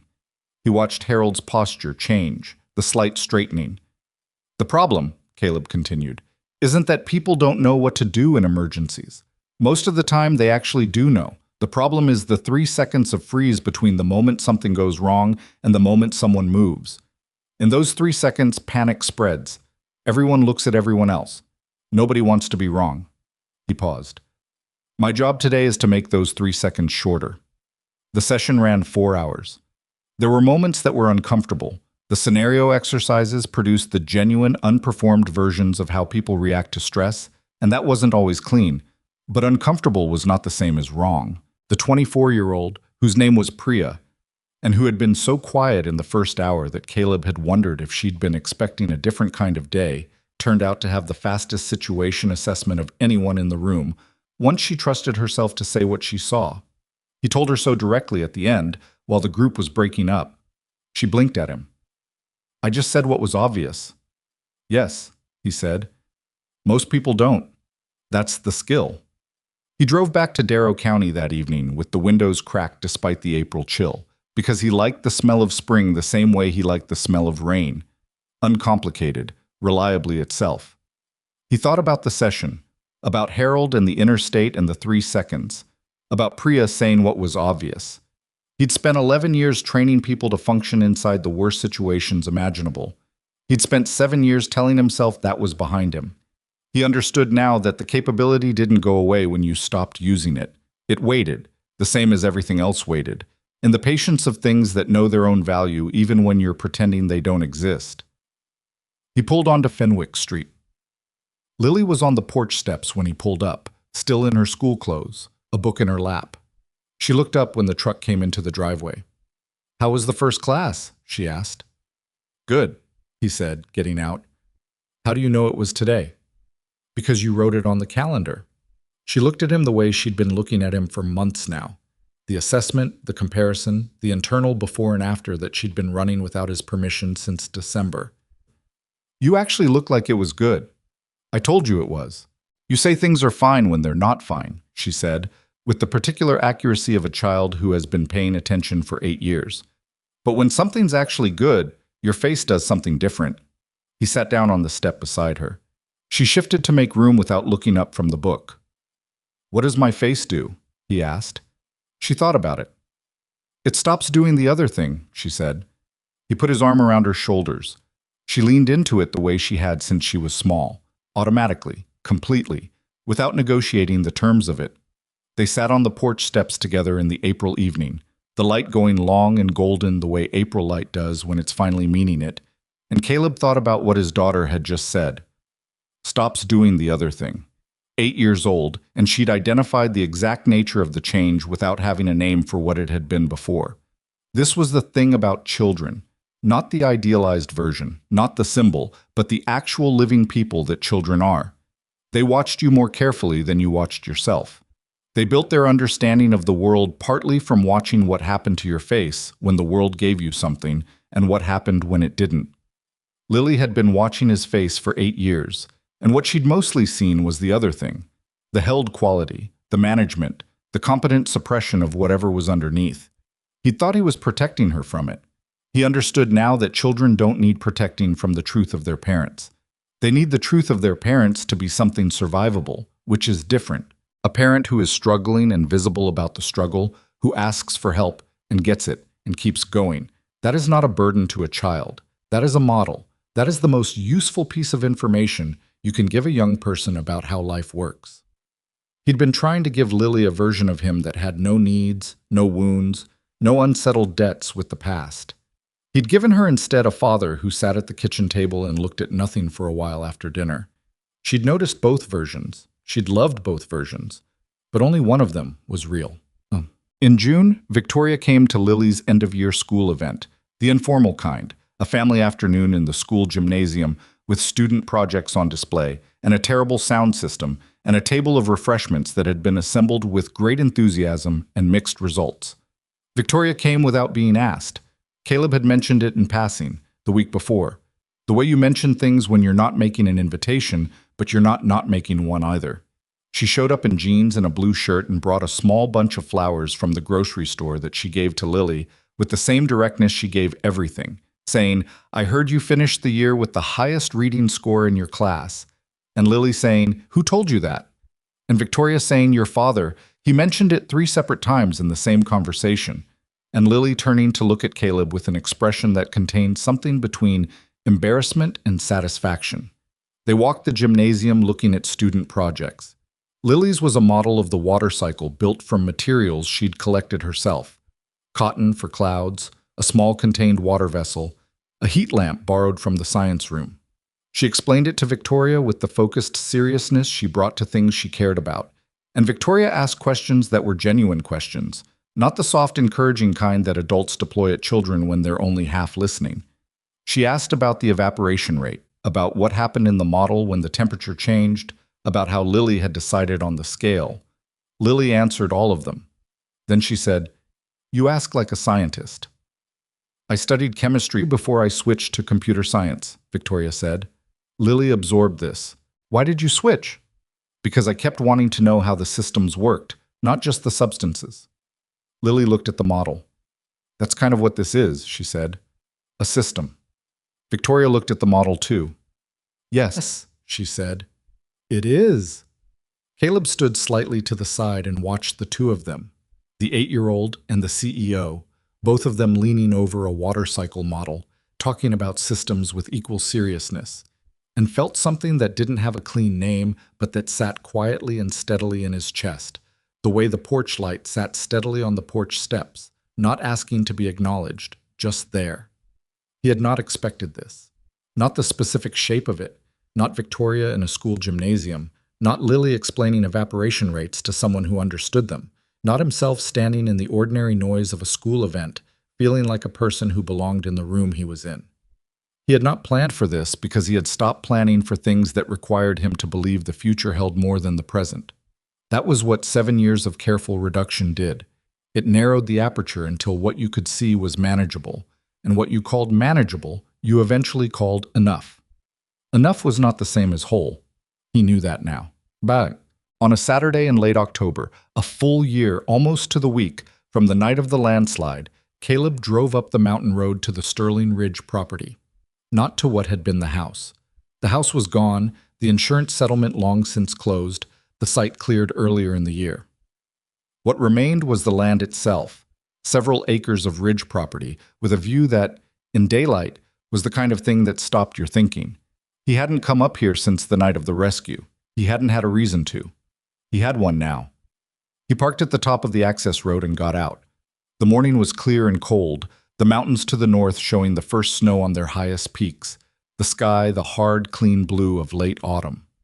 He stood where the north face of the house had been and looked at the place where the landslide had come down. The scar of it was still visible in the hillside, the vegetation not yet fully reclaimed, the raw earth showing in seams through the new growth. He stood there for a while. He thought about the phone ringing at 2:07 in the morning, the unknown number, the 3 seconds of looking at it before he picked up.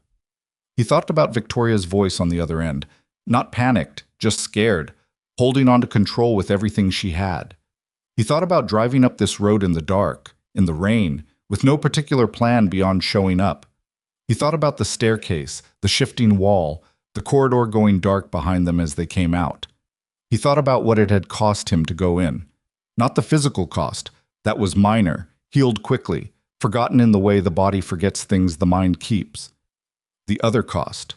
The cost of reaching back into the part of himself he'd been carefully not reaching into, the part that knew how to move through collapsing things without stopping, the part that had been trained to be steady when everything around it wasn't. The cost of remembering who he was. That was not a small thing. People talk about rediscovering yourself as though it's a pleasant surprise, a gift you'd misplaced and found behind the couch cushions. It wasn't that. It was painful, the way any honest reckoning is painful, because it required admitting the scale of what you'd been avoiding, which required looking at the shape of the avoidance itself and recognizing it clearly. He'd spent 7 years being afraid that the man who went into collapsing buildings was also the man who lost Marcus Webb, that you couldn't have one without the other, that to use the capability was to also carry the weight of its worst moment. And so he'd put both down. He'd put all of it in a box in the back of the closet, behind the photographs. And he told himself this was responsible, considered. He told himself it was for Lily. But Lily had been watching his face the whole time. And what she'd seen was the other thing. He understood now, not as an abstraction, but as a truth he'd arrived at through the specific sequence of events that had brought him here, to this ridge, on this morning. That the wound was not the capability. That Marcus Webb's death and Caleb Mercer's life were not the same thing. That you could carry a loss without being defined by it, the way you carry anything heavy.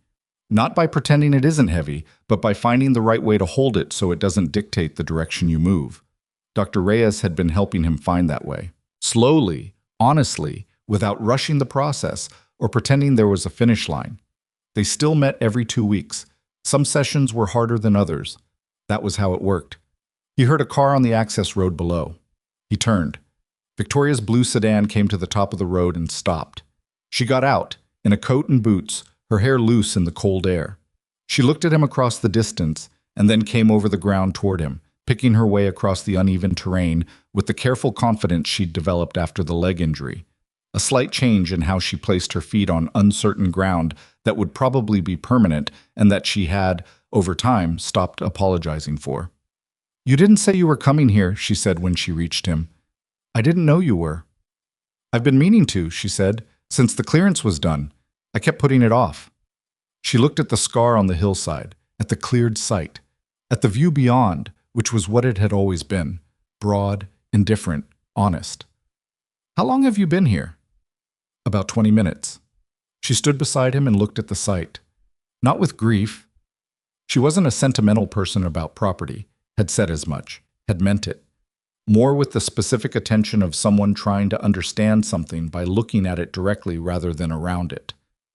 "I've been thinking," she said, "about what to do with the land." "What are you thinking?" "I want to build a training center." She said it without the presentation inflection, the way she said things she'd already decided. Not for the company specifically, something accessible. A facility for regional emergency preparedness training. First responders, community volunteers, people who want the kind of training you ran in April but can't get it where they are. She paused. "The land is the right size, the access road exists. It's elevated, which gives you controlled environment variables for weather condition training." She looked at him. "And I want you to design it." He looked at the site, the cleared ground, the ridge, the view. "You've been planning this for a while," he said. "Since April," she said, "after you told me about the session, about the 3 seconds." He thought about Harold and the 40-mile drive, the interstate, keeping his daughter talking. About Priya saying what was obvious. About 14 people in a data center, learning that the skill wasn't knowing, it was moving. "We'd need an architect," he said. "I have one." "Of course you do." Karen found 3 candidates. "I narrowed it to 1. She paused. "She's done 2 similar facilities in the Pacific Northwest. Her work is practical." He looked at the ridge. The scar was real. It would take years for the hillside to fully recover, and even then you'd be able to tell, if you knew what you were looking for. That was the nature of landslides. They rearranged things permanently. The question was only what you built on the rearranged ground. "Okay," he said. She turned to look at him. "Okay? Let's build it." Something in her face did the thing it did. The shift, the settling. He'd seen it before. The first time on the ridge in the rain, when the sirens were coming up the mountain, and she'd lowered the mylar blanket from her shoulders. The second time at the coffee table in November when he'd put his hand over hers. The third time when Lily had climbed a tree and pulled her up after. She turned back to the site, and they stood side by side on the ridge in the October cold, looking at the ground where something had been and something else was going to be. He thought about the phone ringing in the dark, the decision to pick it up, the impossibility of explaining why, which was not actually an impossibility but only a difficulty. The answer was just that some sounds you can't drive away from, and some instincts are not things that happen to you, but things that are you. And the difference between a life lived in full possession of who you are and a life spent managing a careful distance from it is the difference between a house with the lights on and a porch light burning alone in the dark. He had picked up the phone. He had driven into the storm. He had climbed the staircase when it was moving underneath him because the person who needed him was on the other side. And the building had come down, and they had come out, and neither of those facts canceled the other. That was the thing he'd spent 7 years not understanding, that surviving something and losing something were not opposites, that carrying a wound and living fully were not in conflict, that the best version of himself was not the version with the wound removed, but the version that had learned, slowly and imperfectly and with help, to walk with it as part of the weight rather than as the destination. Lily had seen it happening in his face. "You stopped doing the other thing," she'd said, which was the most accurate description he'd heard of what it felt like from the inside. Victoria's shoulder was against his in the cold. The mountains to the north held their snow. The ridge held the light. Below them, the county road wound down toward Darrow County, toward Fenwick Street, toward the school on the corner, toward the house where the porch light burned steady, fixed at last. The way things get fixed when you finally stop meaning to and just do it. He had not planned for any of this. That was the part that stayed with him, not as consolation, but as fact. The storm had not been planned. The call had not been planned. The wrong number, the dark road, the collapsing building. None of it had been arranged for his benefit or designed to teach him something. It was just what happened, in the same random and relentless way that everything happens, and what he chose to do with what happened was the only part that was ever his. He had chosen to pick up the phone. He had chosen to drive into the storm. The rest of it, the slow, imperfect, genuine rest of it, had followed from that.